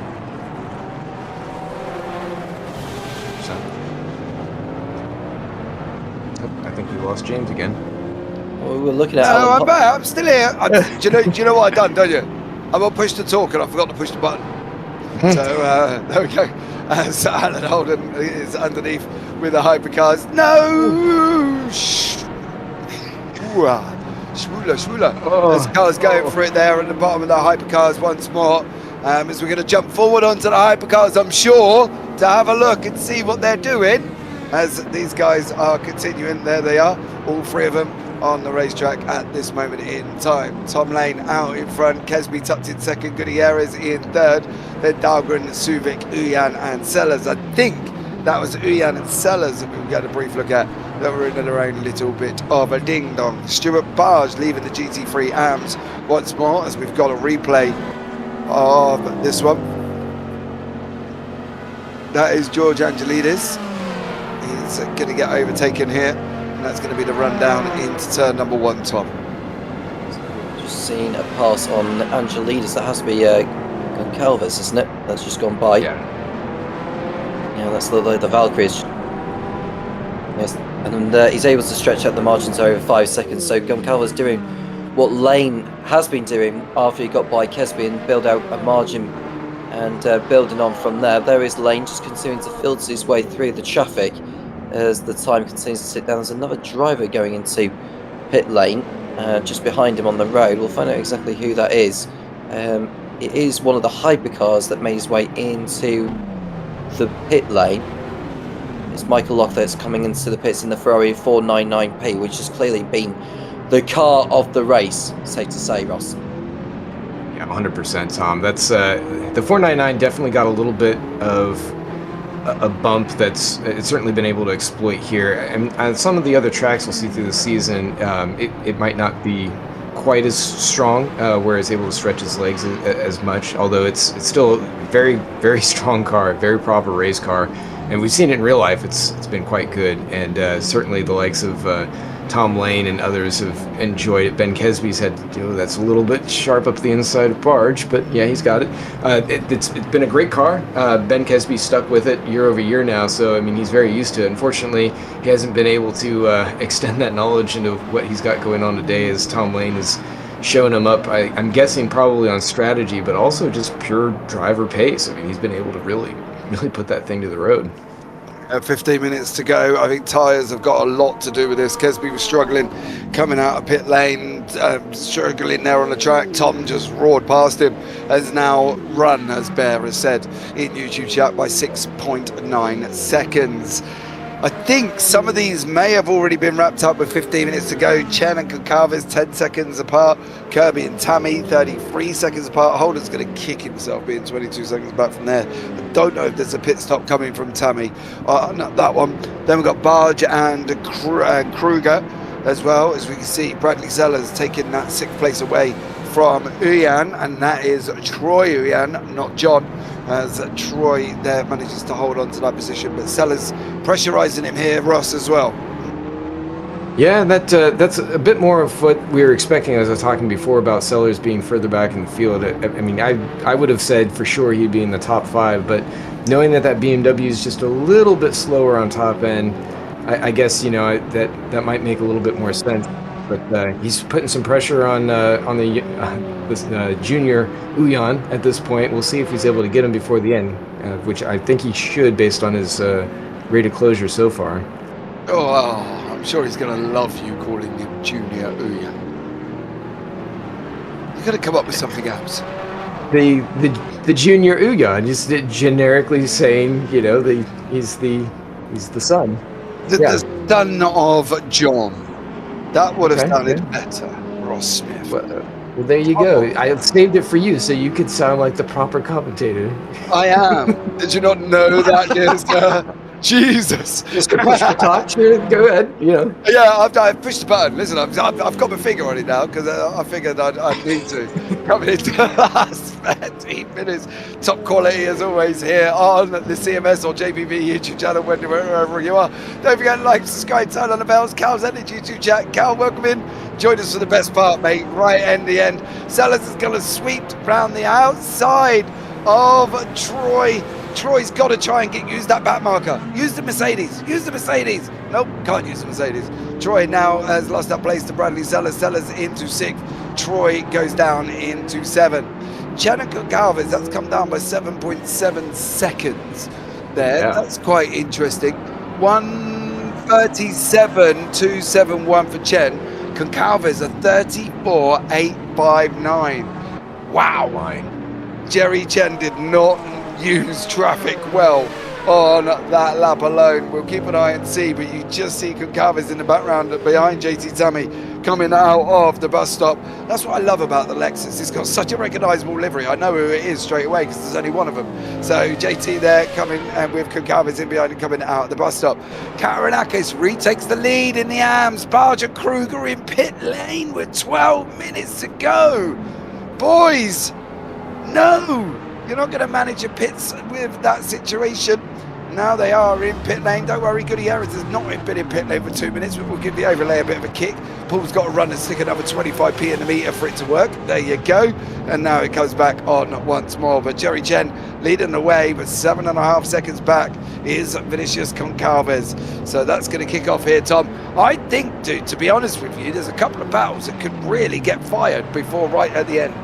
Couldn't agree more, particularly the one between Chen and Goncalves in the Hypercar AMS. That battle for the win is far from over. We've seen the latest pit stops, which has shaped up the order again, but I'm just worried as to whether those who had pitted in earlier had put in enough fuel to get to the end, because if they've basically underfueled by 1 lap, because you never know in terms of the timing of the leader going over the line to kickstart the last lap, there could be 1 or 2 that underfuel.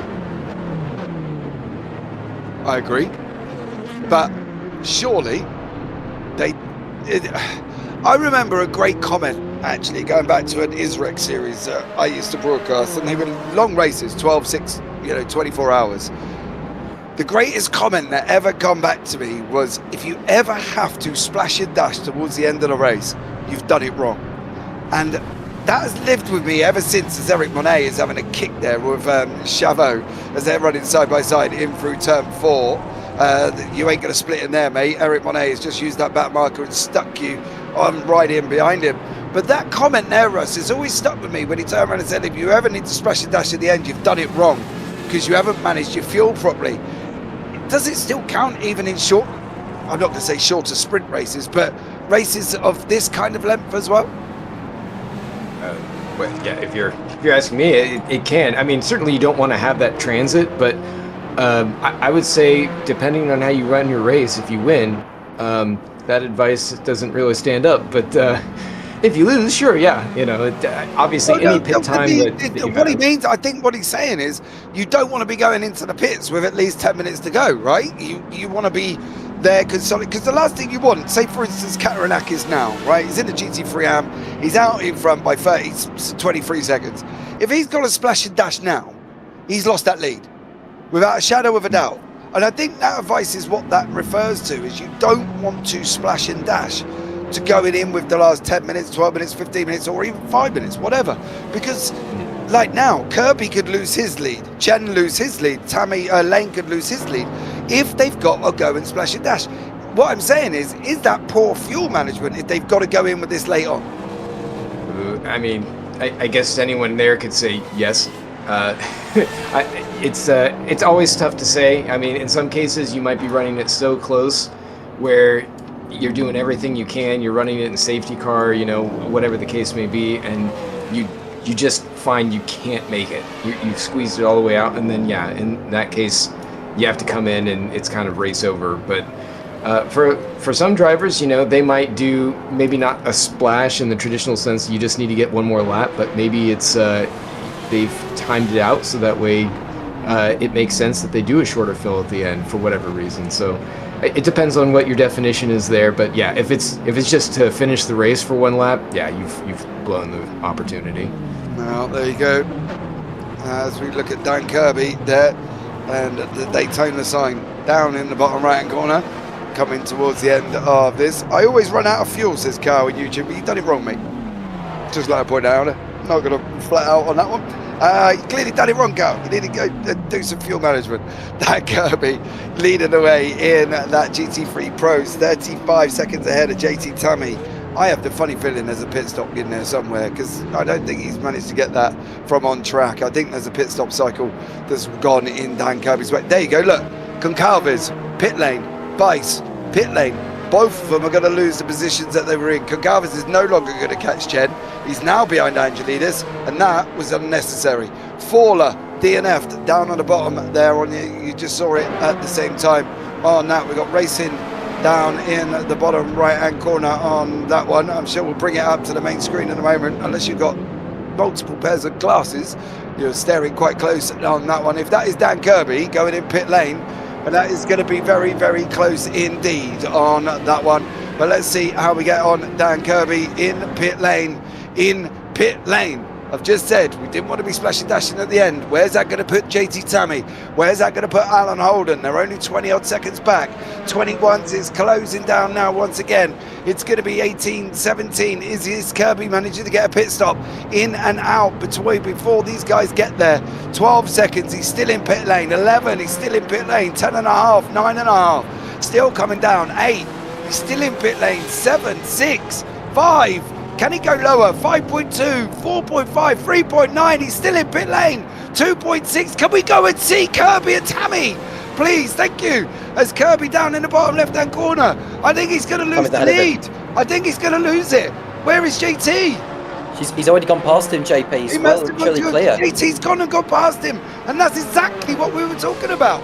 Kirby was so far down pit lane, he was in and out, 20 odd seconds to go. JT has managed to jump him and get out in front. JT's taken the lead in the GT3s, and a great job from him as well over Dan Kirby. That, Ross, is exactly what we were talking about, splash and dashing at the end.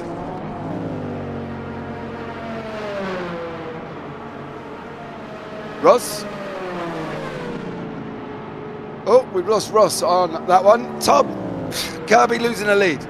Yeah, well, it just been fun that JT Tammy came into the pits about 38 laps ago, so you never know.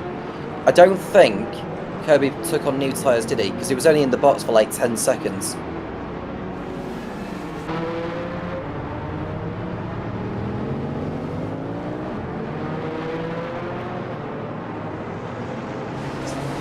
Either way, we're seeing Mike Boyce running in P7 in last. And he's catching John Mayer as well, who's running in P6.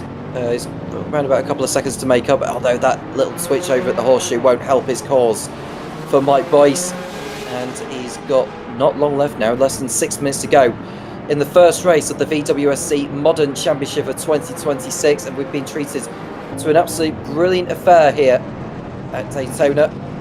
39 seconds now, the gap actually between Kesby and Lane. Where has Lane lost all that time, JP? Mate, to be honest, I think a lot of it is just come out of the pit stops. We said they couldn't. You can't do what they've done. They've got to manage to fuel a lot better, because splashing dashing now is going to kill you. If Kesby wins this, it's because Lane got it wrong. If Tammy wins this, it's because Kirby got it wrong. And that's the difference at the moment. Chen at the moment seems to be on his he's on his strategy, and he's 20 seconds ahead. I don't know if JT Tammy's going to be able to get to the end, and that was just given to us in our ear as well. So whether or not he can get that Lexus. But you remember that middle stint for Kirby and middle stint for Tammy. Tammy didn't get closed up. He was behind Holden, and he never really got close and going forward. And I think at the end of the day, JT may have just used that stint in the middle to save fuel, and could possibly still be saving fuel because the gap's come down to 4.2. Ross, is this a master stroke from JT Tammy, or is this bad fuel management from Dan Kirby? He's in a good spot, I think. I'm still going through the numbers here, but I think that he might be on to be able to capitalize on this. But I have to double check the numbers to see where he's at in terms of his fuel and his consumption. But you're right. I mean, like he's been good on pace. He's been able to stay with everyone. I don't remember the Lexus being, you know, phenomenal on fuel. I think it was but it's JT enough, Tammy. but, I'm going to interject a minute. It is JT Tammy, and he's always been, you know, fairly decent at managing fuel, Ross. And he was the same last year. He didn't take the championship by going flat out solidly. He obviously managed fuel in that one. Is JT just provided a fuel strategy masterstroke before by managing the fuel? Because there was that middle section behind Holden and him where he never made really inroads on Holden at all. He never really made in-tracks on Kirby, and he was just sat there chilling him out. And I'm just wondering whether or not that's JT Tammy's forte of managing the fuel with 3 minutes to go. Well, he's definitely very strong in that category. But I mean, so is Dan Kirby, who's really not that far behind. I mean, you're saying masterstroke here. I mean, Kirby could close that gap rapidly in case JT is still performing any kind of fuel saving. But I mean, 3 seconds there. I mean, it's going to come down to the end. But yeah, we'll just see how they do here on the straight. Well, here we go, 2.5 minutes here. Where is Ben Kesby on the race circuit? Because it will determine how many more laps we're going to get. I think there might be one and one more. Tom, this one and one more is going to be very exciting for a couple of these classes, I think. Tammy and Kirby definitely is going to be at the top end of this one. Are we looking at the other classes already being finished, though? And can Kesby get to the end? Yeah, well, I think Kesby doesn't even look like he needs to be backing off. It looks like he's got this one under control. There is JT Tammy in the alternate picture on the right-hand side being chased by Dan Kirby, who I don't think has gained ground on him on this time around. No, it's still 2.8. It was 2.8 last time as well, but Ben Kesby and Dan Kirby there, as I'm creating love children between the two of them. Kesby going into turn number 6, going into 7. Kirby going into turn number 1. In that portion, is there a definite gap there? What's the gap between Tammy and Kirby? 2.4. Last lap around alone, 49.1 for JT. It was a 45.1, sorry, for JT. 43.9 for Kirby. 1.1 seconds. It won't be enough, I don't believe, because at this moment in time, your leader's on a run through the bus stop. He's got one more run to go, and I believe it's going to be the final lap of the race. I don't think there's going to be another one here with the time that was remaining at that moment we picked up on Kesby. It's going to be the final lap of the race. Can Kirby do this, Ross, or do we think JT's just got too much at the moment? Well, unless he's able to pull something out. I mean, catching is one thing, passing is another. So he'd have to get a miraculous run on this last lap and be able to get a phenomenal run on him, probably coming out of the bus stop. I'm guessing is the last place he'll have a chance to get by him. Yeah, final lap of the race. Ben Kesby coming into turn number 2 for the final time over Tom Lane. 1:33.8 for him last lap, 33.4 for Lane. It's clearly not enough with a 37. Oh my God, 37 gap on the racetrack at the moment there, as we see Dan Kirby, I believe that's Karabajak going past him as Ben Kesby comes into turn number 6 for the final time here of the 2.4 hours of Daytona. Kirby's got one more lap to go. He's got one more lap to pull in JT Tammy. The gap is 1.6 seconds now over this final lap. Dan Kirby last time around 43.4, JT Tammy 44.7, 1.3 seconds.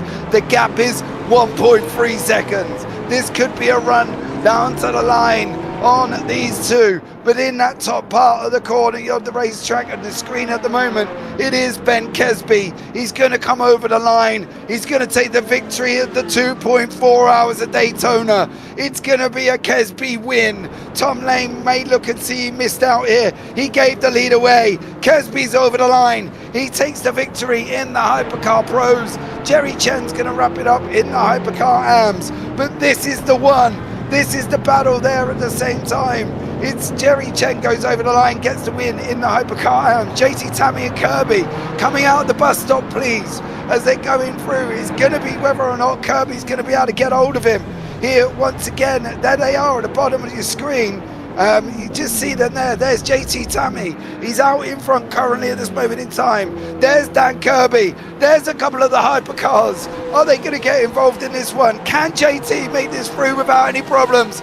Kirby's on his way now. Kirby's closing in behind him. You can see the red Porsche. From Dan Kirby. The sharp music's playing in JT Tammy's ear.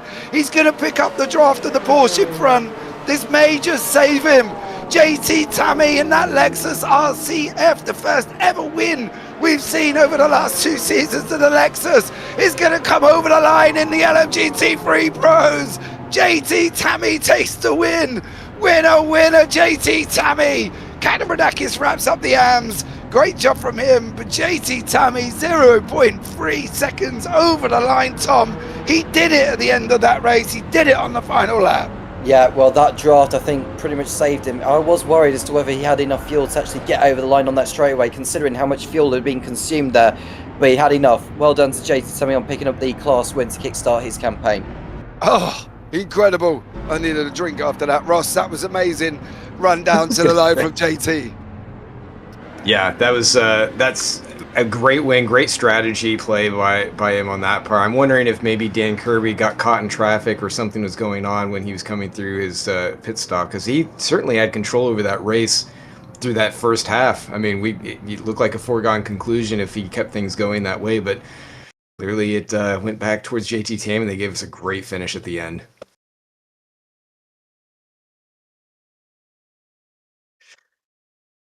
Run down here. I guess James might have missed his button here. Oh, stop it, Ross Smith. I need to come off push to talk. This is going to drive me mad. Ben Kesby in first place with Tom Lane in second, and Magnus Dolger and Johnny Gutierrez and Timo Suvic round out the top 5 in the Hypercar Pros. Then we got Bradley Sellers, Troy Uyan, Igor Karabajak, Luciano Ichazo, and Ryan Paulbert Reyes finishes in that Porsche. Then behind that is Wouter de Bruin, Michael Locke, Ben Borman and Gilles Lalonde, with Riley Koenig and Brian Hall, with Alan Smith DNFing in 17th place. In the Hypercar AMS, Jerry Chen takes that victory over George Angelidis with Eric Monet. George again, the bridesmaid, but never the bride. And Vinicius Goncalves in 4th, John Mayer 6th, Mike Bice 7th, Stephen Bice 8th, Norm Graff in 9th, then Matthew Bice in 10th. All 3 Bices in the top 10, with Dean Clark down in 11th. Moving on to the Benjamin Poitier, sorry, DNF'd in the Hypercar AMS. Moving on, JT Tammy and Dan Kirby run down to the line. JT took it, saved by a giraffe of a back marker. I'm going to vouch for that one. Alan Holden may kick himself as he's only finished in 3rd. He was sitting in 2nd, not far back off Kirby, but JT pulled it out. William Snowden in 4th, then David Shunt and Simon Kingsbury with Alexander McQuarrie. John Uyan, Dan Fowler DNF'd, Alexander Schultz DNF'd as well, unfortunately for them two, down in 9th and 10th. Vasilias Katarinakis takes the win in the AMS. I feel that could be well deserved. He did lead for a majority of that race. Stuart Barge in 2nd, Dan Kruger in 3rd, then Christian Dauger and Stephen Miller. Great racing from all of these guys, Tom, and a fantastic ending to this one. It was phenomenal. A great start to the season for these, and I'm sure we'll see more in the coming rounds with Sebring next up for these. And we're just waiting for any of the class winners to make their way into the waiting room so we can get a word with any of them. But I've enjoyed that very much all the way through, and kept up to date with the track temperature as well. It was around about 6 degrees Celsius before sunrise, and by the end of it, it got to at least 30. That's quite incredible, thinking of it. Yeah, absolutely. I do fully agree with you on that one as well. I think the track temperatures played a massive part for some of these drivers. I think, did it play a part for Tom Lane, though, Ross, at the end? Is that why Kesby got the win? I think it was just a matter of mix between strategies, mostly strategies, and then just different events happening on track. I mean, there's so much chaos going on. I mean, if you tried to pick out a winner from the beginning, the way this thing kicked off, I think you just probably would have lost a bet no matter what you did, because it was just all over the map. You know, it was very chaotic, lots of stuff going on, lots to keep up with. But, I'd say that you guys did a good job. Paul and the camera's doing a great job keeping up with as many of the events going on as we could. And, this has been a great way to kick off the season. Absolutely. Let's bring it in. We're going to start off with the GT3 AMS of Vasilias Katarinakis. On that one, he's taken the lead, led from the beginning. Him and Stu Barge were having a nice little battle all the way through this race, but it was Vasilias who come out on top ahead of Dan Kruger. Vasilias, welcome in, dear sir. Congratulations on your GT3 AM win. Thank you a lot, James. It means a lot to me to win the race finally after so much time to be on the top of the podium, in general, to be on the podium. That's nice. Hey, dude, I made up for you, partly because you won, and secondly, you did it in a Mustang. So yeah, well, I like the Ford, I like the Mustang. It seems to like me too, so I think it was a good combination here. How are you going to get on at the other tracks in that, though? How's that going to handle Sebring and places like that? It's probably going to be tricky because the car just, we had the downforce, right? But not necessarily the speed of the corners. So at Sebring might be a little bit tricky in the slow stuff. So, but it's going to be okay, I think. Vasilias, I'm sure you'll have a play with the setup, mate, and I'm sure you'll be able to get it right. What's the aim for this year? You're down in the GT3 AMS. Is it a championship win and then promotion? No, it's to have fun. If I win the championship, that's gonna be great. But the last few years haven't been the greatest, especially last year. I mean, James, you have seen me retire the last two races quite early, so that wasn't the greatest performance from me. So if I have to say, so I think it's just regroup, win the championship. But let's have some fun. Hey, dude, listen, I'm made up. I think for you to take the win is great. For you to do it in a Mustang is even better. I'm going to be very, very interested to see how you get on in the Mustang at some of the other circuits that we've got coming up this season. I think that, Qatar, Imola, you'll be all right at Spa. I think you'll be all right at Le Mans. Some of the more twisty Sao Paulo. I think the Mustang's going to be a little bit of a handful. But I'm sure if anybody could get it right, dude, it will be you. Is there anyone you want to shout out before we let you go? I want to shout out the SGS group for making this mod, really, because it's an amazing mod. And then I also want to shout out Microsoft for putting out an update right as I was in the first stint. Because the full screen that shows up, oh, please upgrade to Windows 11. That's so that was phenomenal. I mean, I was like, I sealed right on my hand screen, you see the right screen. Yeah. That pop-up was like lovely. So yeah, thank you, Microsoft. Turn off automatic updates on that one, dude, because that's what I do. I will. They are an absolute pain. But Vasilius, it's been a pleasure talking to you, buddy. I look forward to seeing how you get on at Sebring. I look forward to seeing you again. Take care. Take care. All right, ladies and gentlemen, next up is the LMGT3 Pro winner. He gave the Lexus Pits their first win in VWSC for 2 seasons.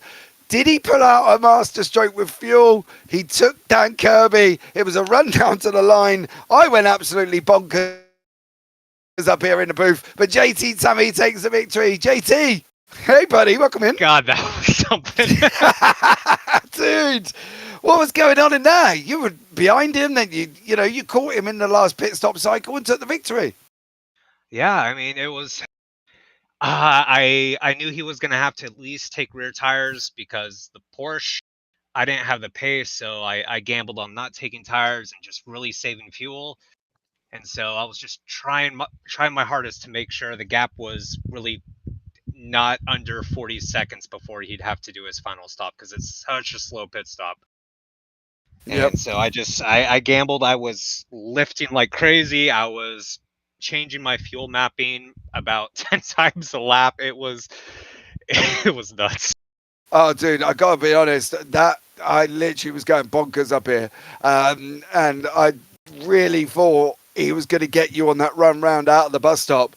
But then you had a nice little back marker in front of you, who I don't know who that was, but you might want to buy him a beer, JT, because I think that draft from his car saved you.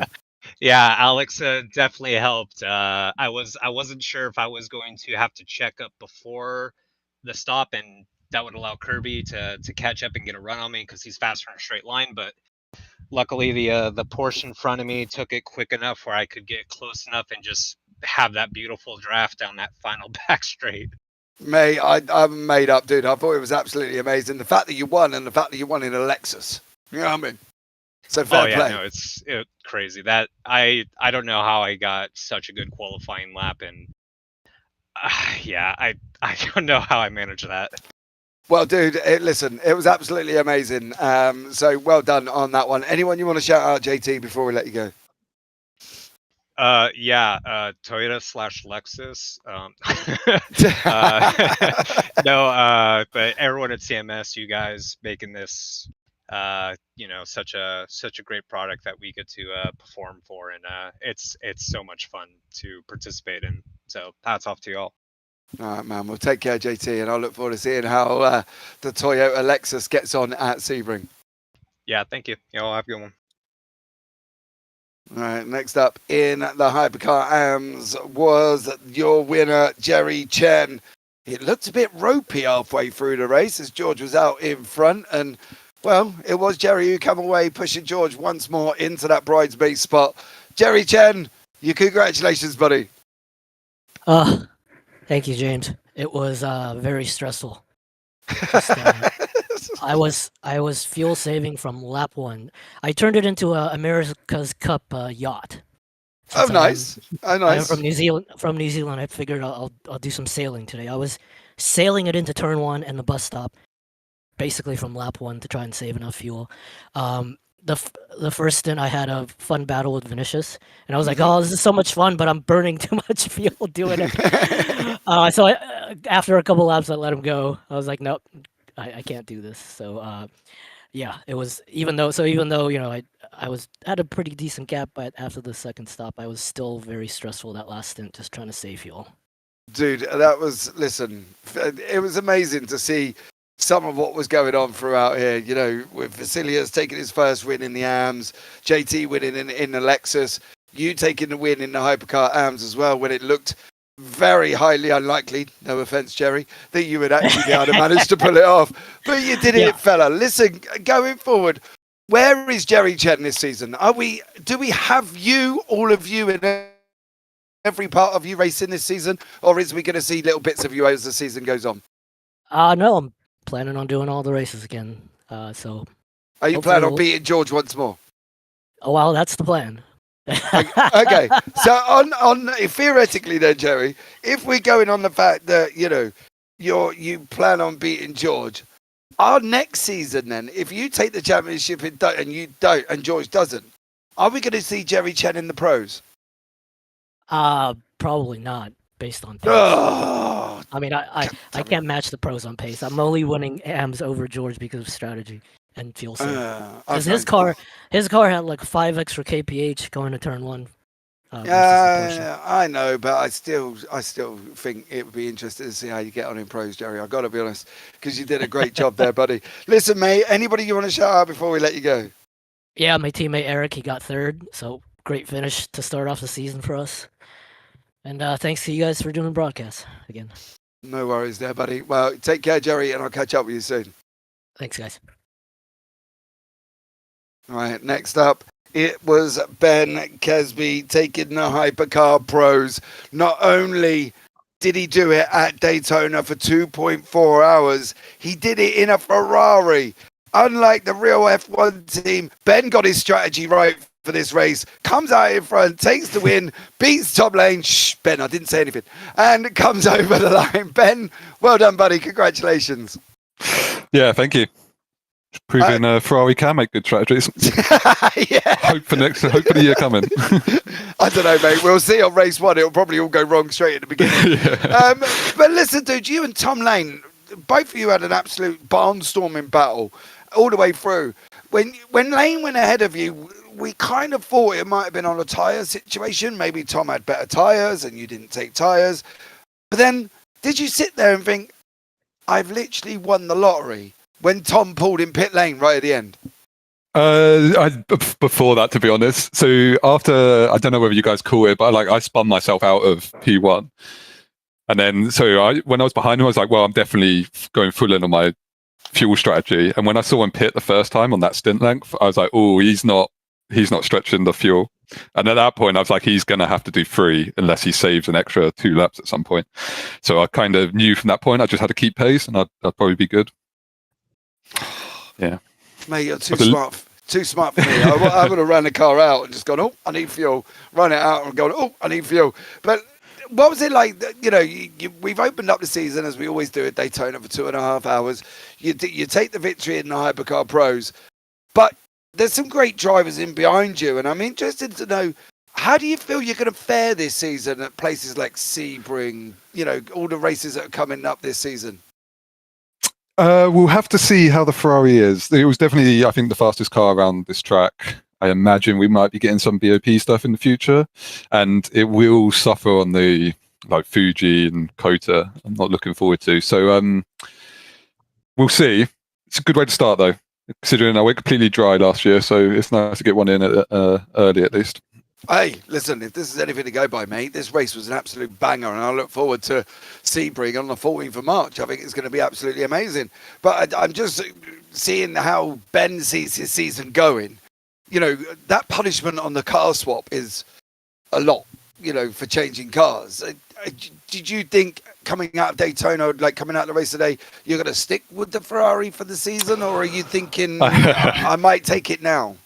I stuck with it when it was not a fast car for the last 2 seasons, and I've got quite a lot of knowledge on the setup now, so I'm definitely going to see it through to the end, and then we'll see what others do. But I imagine Tom Lane's going to be the biggest challenge if he's staying in the Ferrari as well. So yeah, wow, it's some fun. All right, dude, I'm going to have fun calling this because that's going to be a battle and a half, I think. Yeah, Ben, listen, a pleasure, and as always is dear sir. Anyone you want to shout out before we let you go? Yeah, cheers. Obviously, everyone that's posting and running this, awesome job again with the cars, awesome job with the track, and it was nice to not have the connection issues that we were like plagued with last year. So good smooth running. Nice. Yeah, I agree. Absolutely amazing. Ben, take care, buddy. We look forward to seeing how you get on at Sebring. Cheers, guys. Well, there you go, ladies and gentlemen. That was Ben Kesby, your winner in the Hypercar. I'm sorry that we didn't see Jerry Chen's Hypercar Pro interview coming up there as well, but we're having a little bit of techie issues in the background that we will manage to sort out. Let's start it off, finishing alongside, let's have a final chat, I should say, with Mr. Ross Smith. 2.4 hours at Daytona. Have we had 2.4 hour banging hours, though, Ross, of racing here? Well, James, Tom, that was it was a chaotic start, like I said before. Definitely a lot of cars in the field, a lot of anxious drivers trying to get their noses in there. Lots of different changes, lots of different new things that were going into the season. But I was pleased to see that things settled out at least a little bit more, and we got some really great battles going, and it's going to set the stage going into the next round at Sebring for sure. Absolutely. Tom, final words from you there, buddy. It's going to be a banger of a season, isn't it, if that is anything to go by?